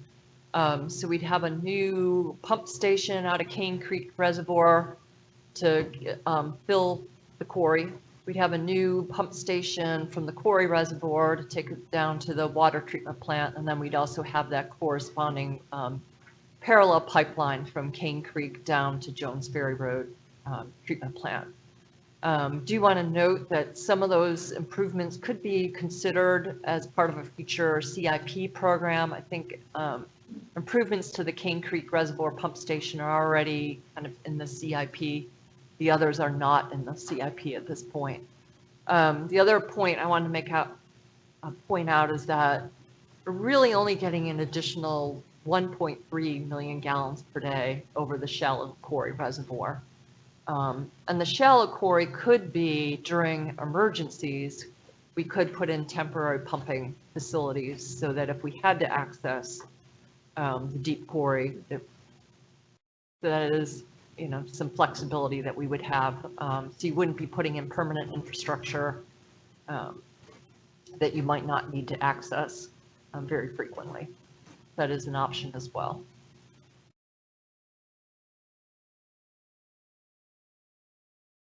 Right, there we go. Ruth, before you, Yeah. Can you explain that cost a little bit? Just kind of went over my head. You said some Okay. of that money is already in the CIP? Just there's improvements for the Cane Creek Reservoir pump station in the CIP, but they're none of the pipelines and not a pump station, a new pump station at the quarry reservoir. I don't understand the 80.4 million. How could it possibly cost that much? What all is in that number? There is, yeah. That's the biggest number we've seen tonight. It is a big number. And it is like my understanding of it is that there's this big kind of shaft that's done for the pump station. And I think it's because it's deep, there's a multi-stage pumping station with it, associated with it. And then you've got the pipelines associated with it as well. So there is, and again, we're QA/QCing, Hazen, I should say, is QA/QCing all the costs right now. So some of them could change a little bit. And we can break it down, of course. Yeah, they will break out various components. Apples to apples, shouldn't the deep quarry be compared to the shallow quarry without that additional pipeline between Cane Creek and Jones Ferry? I don't understand why that is needed for the deep quarry. Don't you just need better pumps and, stronger pumps, basically? So, okay, what piece are you Well, asking? I think some of it is the ability to refill the deep Yeah. quarry by being able to pump more from Cane Creek to the quarry. But if you did take that out of the equation, you're right. The cost would certainly be a lot less. And in the future, OWASA, we may decide we want some redundancy anyway from Cane Creek because it's a single point of failure Right, in raw water supply from our largest reservoir. right. So, But that's, and the backup is we can pull, for a short-term, full-day supply from University Lake or the Quarry Reservoir, depending on where the failure in the pipe may be. So there may be also other operational reasons that we would want the parallel line, whether it's a deep quarry or not. But, I assume some of it is the ability to refill the deeper quarry. Yeah, it is that. Quicker. I think we're really overburdening this alternative dramatically by including that line. The line from Cane Creek down to Jones Ferry Road? Yeah, and that has got to be a huge amount of the 80 million of additional cost. And the only benefit that this alternative gets to having that pipe is we can fill the 1.3 million gallons per day faster than the shallow alternative. Right, and I think to get that, in order Yeah, we to could get break that yield, out yeah, I as a mean, you can- 6A or 6, Yeah. So those are, those are things that we could work with Payson to kind of tease out. But I think we want to narrow down before we tease things out. Yeah, that should be pretty straightforward, actually, I would think. Oh, to just pull the line out? Yeah. Yeah. What's the capacity of the pipe from Cane Creek now in terms of gallons per day, millions of gallons, MGD? What it is on paper and what it is in actuality is something that we're studying and addressing. Was it 10 to 11? Or is that the limit of the pump station and not the pipe, Mary? Yeah. Yeah. So we'll get back with an answer on the capacity of the pipeline, which, we are looking at opportunities to inspect and flush and clean, So we may need that because our current, proposed pipeline anyway. Yeah, without the deep, yeah. And I'm not sure if you get rid of that dotted line, that 3.4 might come down. If we had Hazen model that. yeah, or it would simply take longer to refill, and how frequent are the droughts, so, But if it takes longer to refill, your yields, no. yeah, right. Remind me again, how much do we use on like I'm hottest sorry, day? what now? How much do we use on the hottest day? Like The peak day, the customers, how much water? do we- Currently, our peak day, it's around 10. 10. Oh. Yeah. And the peak day really isn't a long-term supply issue. It's a peak. Yeah. Peak, Yeah. you know, Yeah, small when we're talking water supply, raw water supply, we're talking annual averages of how much we're using. Yeah. No, but I was thinking about single point of failure. Well, yeah, and to that point, yeah, if we had a major situation and we were pumping close to the plant capacity of 20 million gallons a day, a failure in Cane Creek, we have the ability to pump 20 MGD from University Lake. But, is there sufficient supply there? Or if it were unavailable and we had to pump 20 from Cane Creek, we can't do that today. We're pumping about 10 max, maybe from Cane Creek. Is that it, Todd? Monica? So if there were other system failures and we had to meet a peak day, we'd be relying on mutual aid and interconnections to make up the difference. So yeah, there is not just a water supply, there's some risk and reliability issues to meet peak demand as well. Any other comments, likes, dislikes, questions? I just can't imagine that 80 million is the right amount. You can't imagine what, I'm sorry? That it costs so much for this option compared to building a plant, which is, less than half the cost. It just seems way off. Yeah, we can ask Hazen for more details.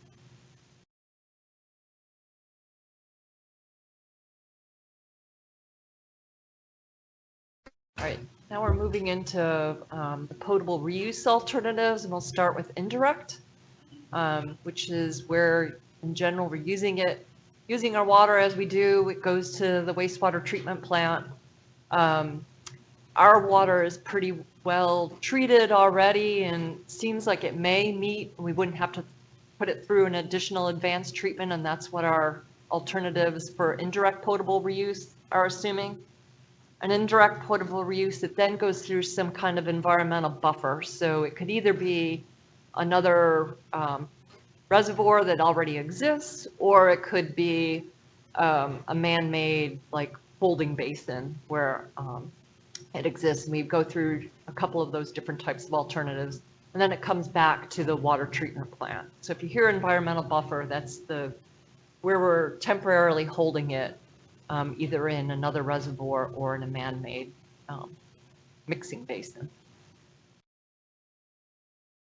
So the first alternative is one that we feel like comes the closest to meeting a state statute that was passed in 2013 that does allow indirect potable reuse if you put it in what they're calling in the statute a pretreatment mixing basin.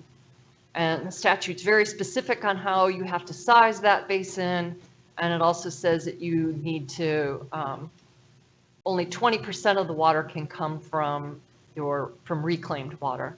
So in this case, we're getting water from from reclaimed water from our wastewater treatment plant, putting it in a mixing basin that we would have to build out near the quarry. So we got a new pump station from the treatment plant, as well as a new pump station from Cane Creek that would mix that environmental buffer there in accordance with the statute in that pretreatment mixing basin, and then come down to be sent to Jones Ferry Road Water Treatment Plant.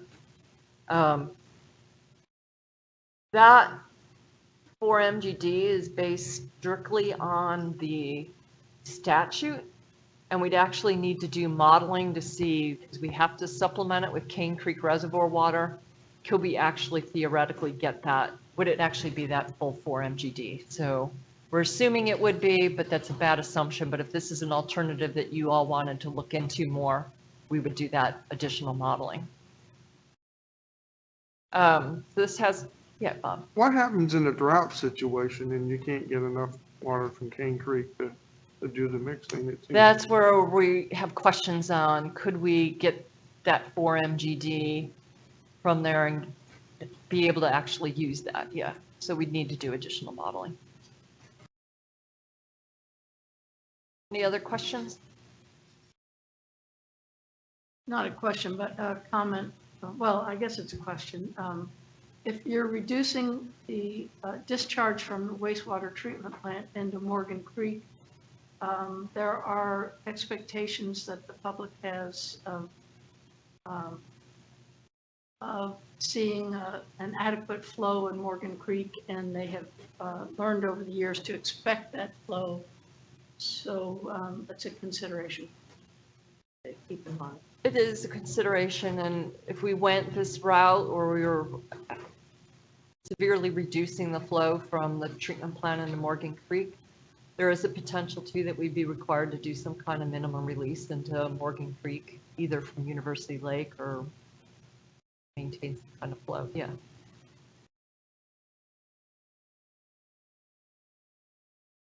Yeah, Bruce. I guess two things. One, with the indirect potable, we're moving water around a bunch, and in our costs, our operating costs, do you include energy cost in there as well? Mm-hmm. Okay. The second thing is, can we just, Well, let me back up and answer that. So it's not included in the capital cost that you're seeing on your screen, but when we did the net present cost, the energy the cost. was levelized included. cost, that's in there. Okay, good. The second one is, can't we just eliminate this one off the bat because it's substantially higher than, for example, the Western intake capital cost, and the amount of yield we get is lower.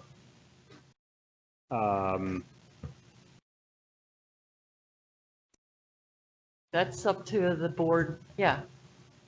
I think, in a future meeting, we can look at some of these and. I guess, Yeah, I mean, guess that's today a, we're not eliminating. yeah, the it's a options. good observation. Yeah. And again, the next thing we plan to bring you is the comparative analysis of all these. And certainly we would be pointing out that this is very costly compared to other options for that amount of yield.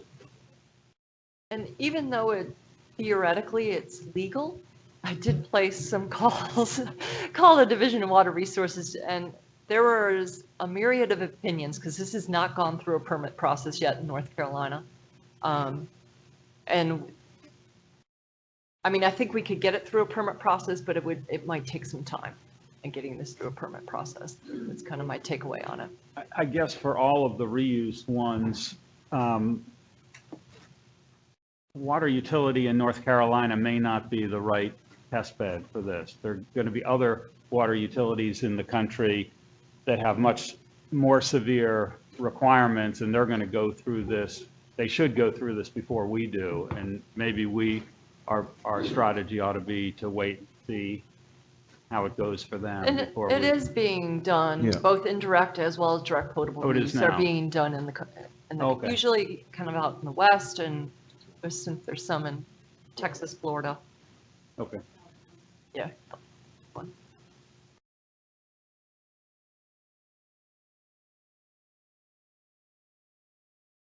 Any other questions on this?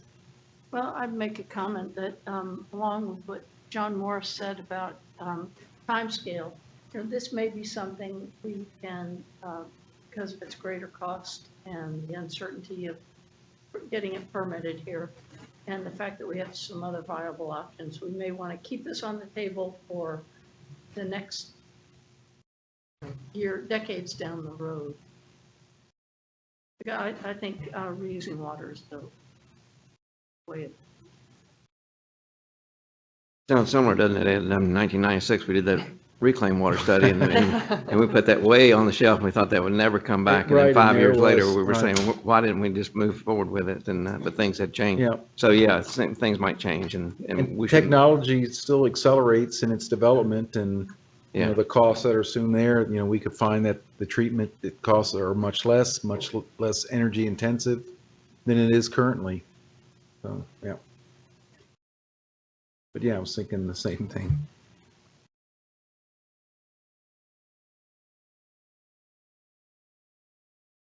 All right, so this one's similar, but rather than digging a new pretreatment mixing basin as the statute would require, we'd say, well, let's return it to the quarry reservoir. And kind of wondering, would this fall under waters of the state or not? I think we'd have a harder time getting this one through the system with the statute as it's currently written, but it's potential there.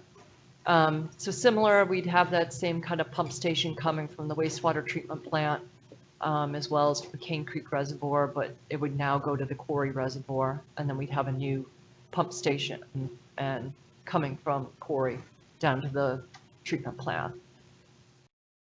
So again, a lot of the same uncertainties in terms of the treatment or the permitting process, and just kind of the overall would this even be considered legal in North Carolina with the current statute?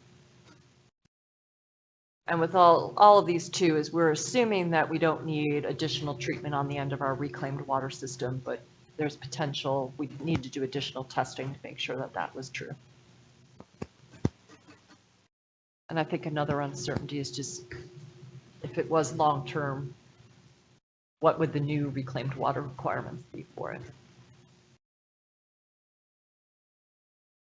Any other questions or comments on this one?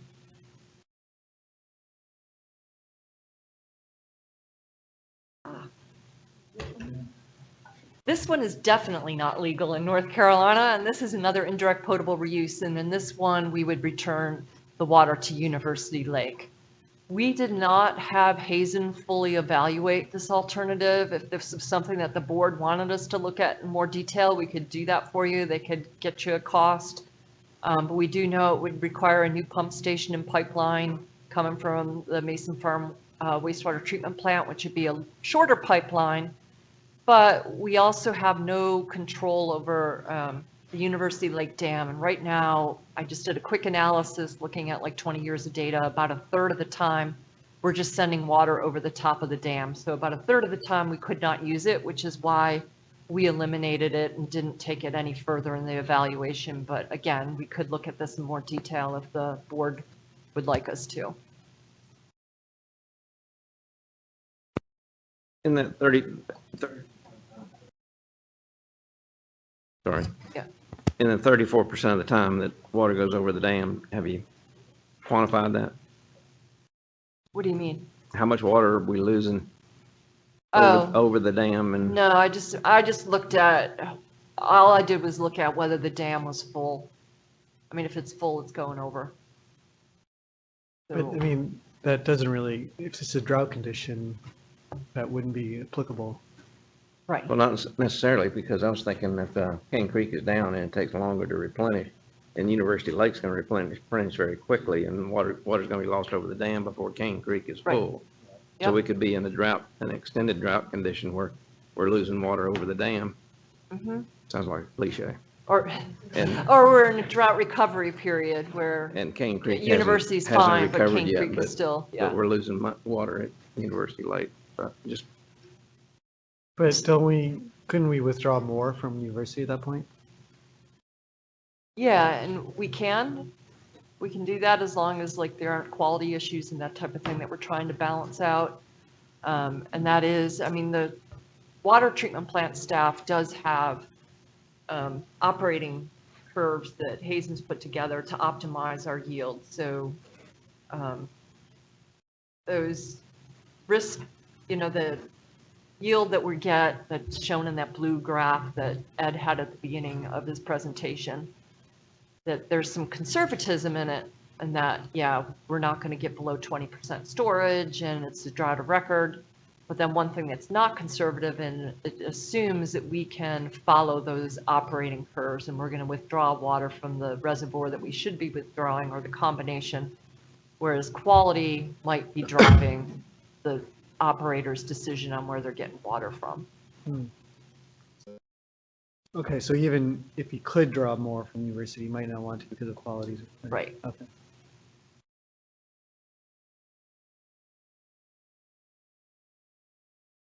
Any other questions or comments on this one? All right, our last supply option is direct potable reuse.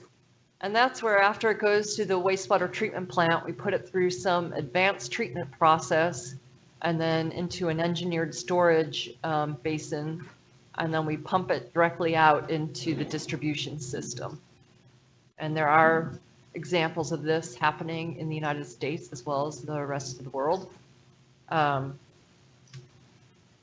this is a schematic. Again, we're adding, we would need to, giving current kind of technologies, we would need to get some additional land down at the wastewater plant. So that is kind of an uncertainty on whether we could get that. And then we do need to have advanced treatment. That they looked at two different types. One's reverse osmosis, and then the other one is activated carbon. And those do have different costs associated with them. And there are some issues in terms of, particularly with reverse osmosis, it can concentrate solids, and what do you do with that waste stream afterward. So a lot of the places that use that RO system are near a coast, and they can dump it into the ocean or have those types of alternatives to get rid of it. So that is an issue that we would have to really look at in this particular alternative. And of course, it is not legal right now in North Carolina. Just minor. I do very much believe that that will change. I think if we had a big statewide drought, we'll be able to see some legislation changing for both direct and indirect potable reuse. Any questions, comments, likes, dislikes? Yeah, a comment and I guess a dislike is that there's a statement on page 1.35 that it would reduce or potentially eliminate surface water discharge to Morgan Creek.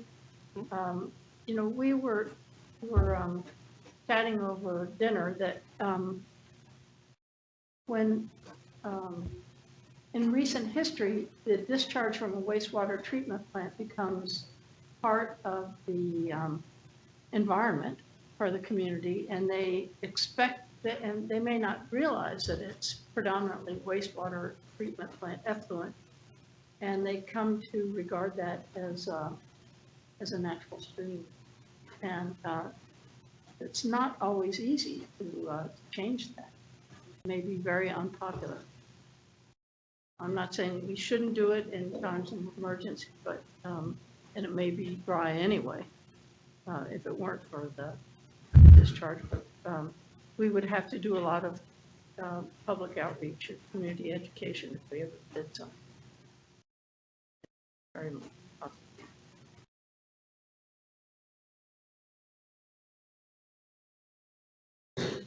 Any other comments, questions, likes, dislikes? And this is a good time for a time check, because next is Mary Tiger and demand. I don't think it'll last nearly as long, but we also want full attention and engagement. I mean, this has been an excellent conversation, and you've discussed some of the really important things we'd hope you'd bring up and that we got an opportunity to discuss. So just a time check. Do you want to soldier through what's remaining, or would you like to discuss either putting it on a future business agenda or a special meeting? I think really it's special meeting as much as I'd like to have it as part of a regular business meeting, because when we start looking at the comparative information, alternative to alternative, I think There's going to be a lot of discussion. We'll have a lot of questions and answers back and forth. And I really like this meeting, how it was focused on this and only this. And, you know, we got to dig in. But it's of course to the pleasure of the board at this. What do you think, John point. Cooley? Yinka, you've been quiet tonight. You gonna go home and do taxes? Press on.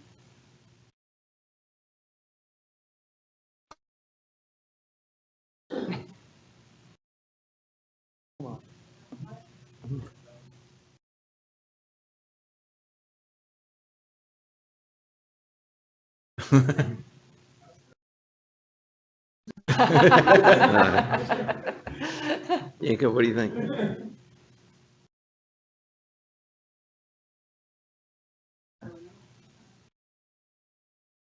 Who wants to stay?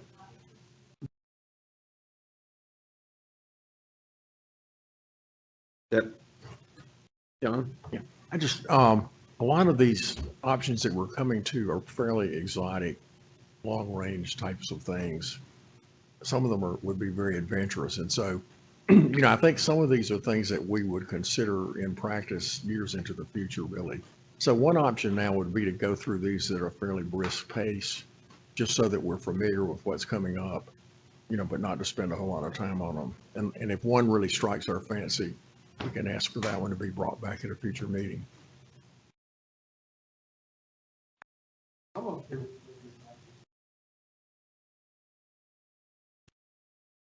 Yeah. I mean, look at the next agendas for the regular meetings and see if we can add that. Okay, well, we can look there first. And then if we Right. can't, Okay. we'll work on a special meeting. Look out. And Mary Tiger, correct me if I'm wrong, but I think we can, at the next meeting, not only go through the demand, but we can have the comparative analysis. Because I don't think things would likely change a whole lot, would they? You can predict what the board will do and ask.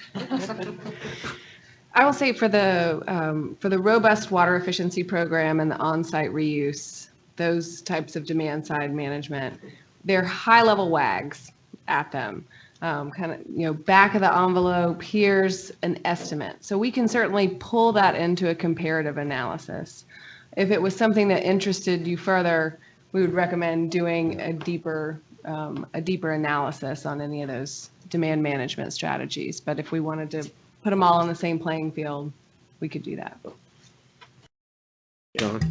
I guess I feel that some of these demand management options are really not that, they don't look that feasible to me just on first look. And so I would really think that we should not spend a huge amount of our time and attention and consultant expense on these right at this point.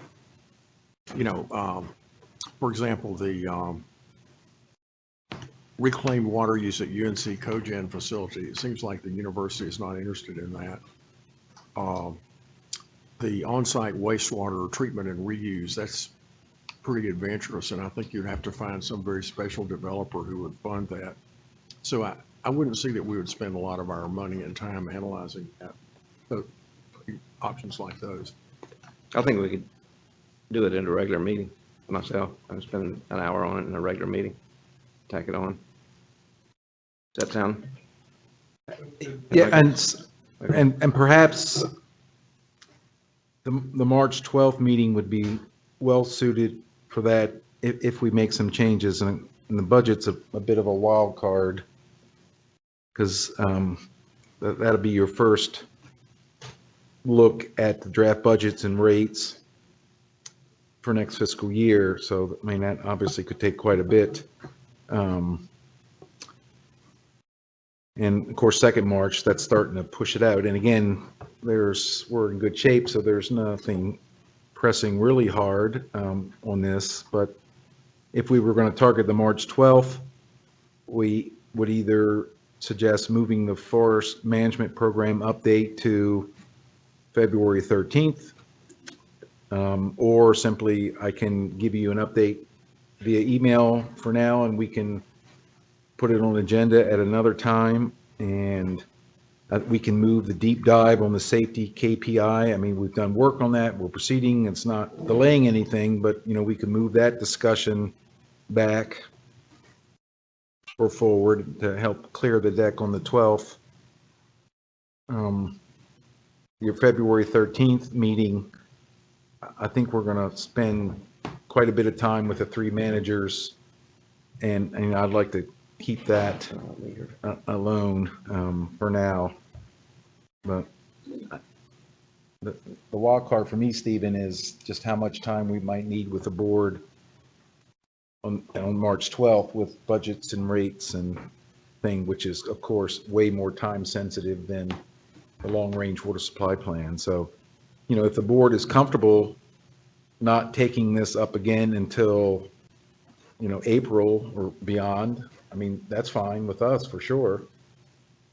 Because we'll continue our work, quality control it, and work on the comparative analysis. In fact, that, having a little more time, I know, would just improve the quality of what we bring back to you. So if you're also comfortable waiting until April, I think we can get that scheduled in a regular meeting in April, again, with the budget, depending on how that's going, so.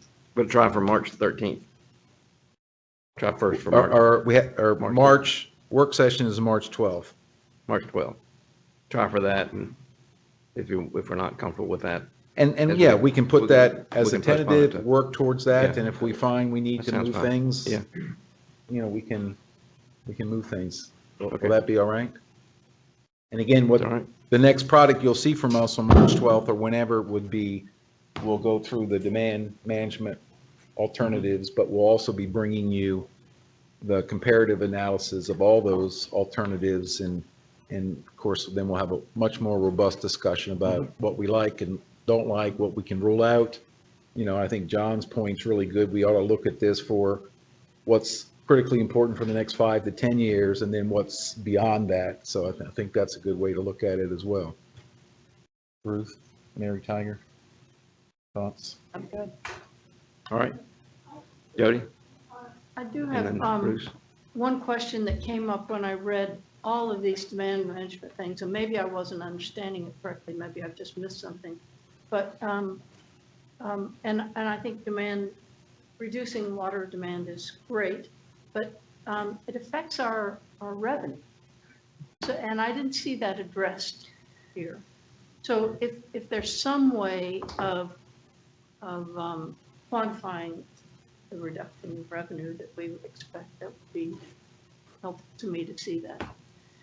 And we could do that, and we have that analysis, and we included it and took it out, ended up deciding to acknowledge that it would reduce revenue, which would in effect raise rates. And since we couldn't say, this is how much it would raise rates, we just kind of qualitatively stated less revenue equals higher rates. But we could pull out the, revenue deficit, if you will, for each of the strategies.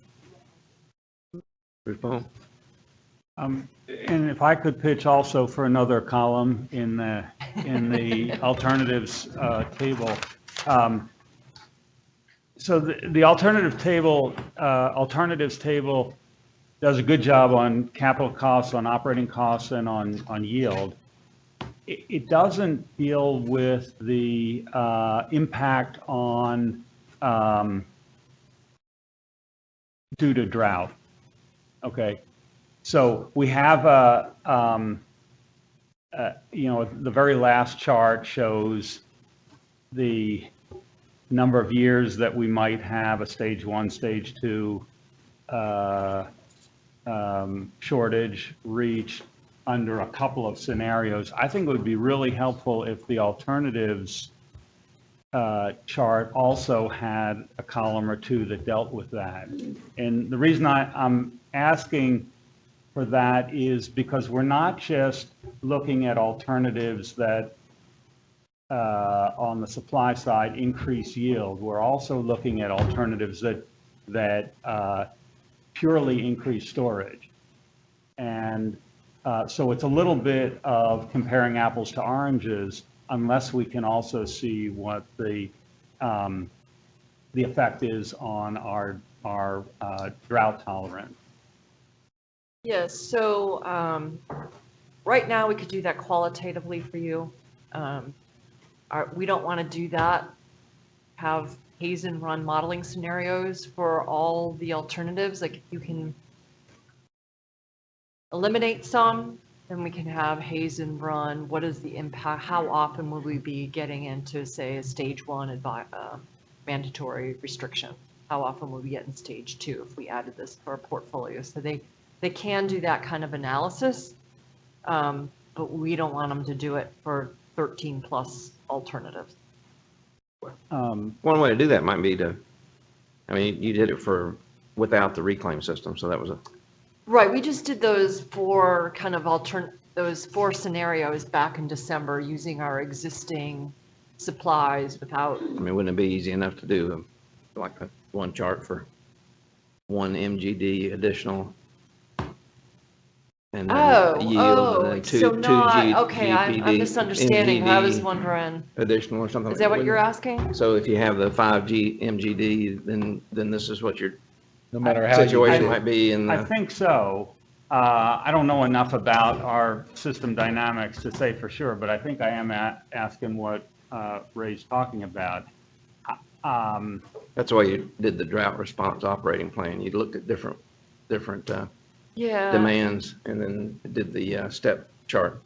I'm just trying to think if it actually works that easily. And Well, 'cause yeah. somehow I feel like I can't, other than the ones that just seem kooky to me, $121 million for an additional, 2 MGD or whatever, which I think we can sort of roll out. But the ones that are serious in here, or at least that I think are serious, and maybe there's a half dozen or maybe even more than that, I don't feel that it's at all a fair request of the board to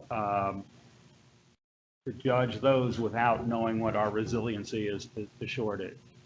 Having a complete blank in that column just doesn't feel right. And whether it's, having to go back to Hazen and Sawyer and spend the money and do the big analysis, or maybe there's a quick and dirty way that you can do it that's a little more qualitative, but it still needs to be Let me quantitative put my to some head together degree. with Reed. Yeah, I that'd be wish she was great. here tonight to be able to answer more Yeah, intelligently. you don't have to on answer this. it tonight, but yeah. So, but yeah, we can we'll work to get Yeah. something together, and, it may end up being that we choose some of the scenarios that we think might be, but that doesn't preclude you from saying, hey, we want you to evaluate this. Or it may be that there's some other way that we can do some, like if we added 2 MGD, what would that do? If we added. Yeah. Okay. Yeah, I'll talk to Reed. And we could also use a few minutes on February 13th to report what we're finding, and we may say, hey, rather than shooting for March, let's shoot for April, because by April we could Do a more improve and more complete. So we'll just be very nimble with you about our scheduling this, if that's okay. Yeah, fine. Any other comments by board members? One thing that kind of is in the back of my mind, on the demand side, on the supply side. We have a really great relationship with these partners in mutual aid, so forth, but it sounds to me like some of it is not necessarily like, it's almost like a personality of how things would be moved, how water would be given. So, like, how much of it is completely up to the discretion of the, Carrie executive director, or like, I'm not getting a good feeling about that, is what I'm getting at. You know what I mean? I do. There's uncertainty and we don't have control, and it's a mutual aid. But in talking to Jamie, I think their intention is extremely well meaning, in that whoever needs the help the most is where we'll focus, and we'll do our best to help everybody.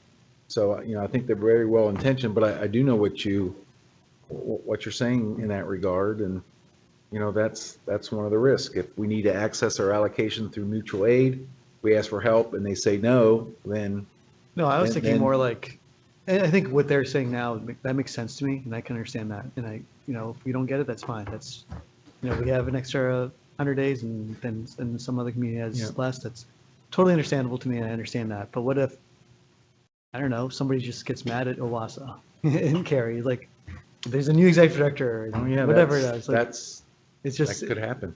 so that could Absolutely. happen. Like, I don't understand what this mutual aid really means then at that point, is what I'm getting at. Like, how is it written such that it's really? If they hold the water up, though, they're gonna have repercussions. What's that? If Kerry held up the water Uh-huh. and didn't live up to the mutual aid agreement, they're gonna have repercussions, at least publicly, to that. And so future mutual aid agreements aren't gonna mean anything. So, I think there's a, public pressure to live up to the agreement. Okay. John Moore? But let's ask Ed to send us these mutual aid agreements. I think if we read them, we can, it won't answer every single question, but I think we can learn a lot and we can extract a lot from the way they're formulated. Any other comments? So before I turn it over to Ed to summarize the meeting and discuss the next steps, one more request for public comment. Any public comment? There being none, Ed, would you please summarize the meeting and discuss the next step? We're going to send the board the mutual aid agreements. Well, that's fresh on my mind. And we'll shoot for the March 12th work session to continue the discussion, but with the understanding that if it makes more sense for staff to be better prepared, bring you a better quality product later than March 12th, we'll let you know sooner rather than later. And we also need to be mindful of first things first. So the budget's going to trump this, and you understand and agree to that. So and I thought it was a great discussion, and I really appreciate the questions. Your questions were dead on, key issues to work through, to think through, and we just really appreciate everybody being here and fully engaged in that. And Ruth or Mary or anyone else, anything to add to that? But this was really good. Thank you. Okay, thank you. Thank you all. The meeting's adjourned. Sorry, Mary Tiger. Well, we were gonna have that 20 minutes discussion anyway, regardless of whether we discuss the demand side.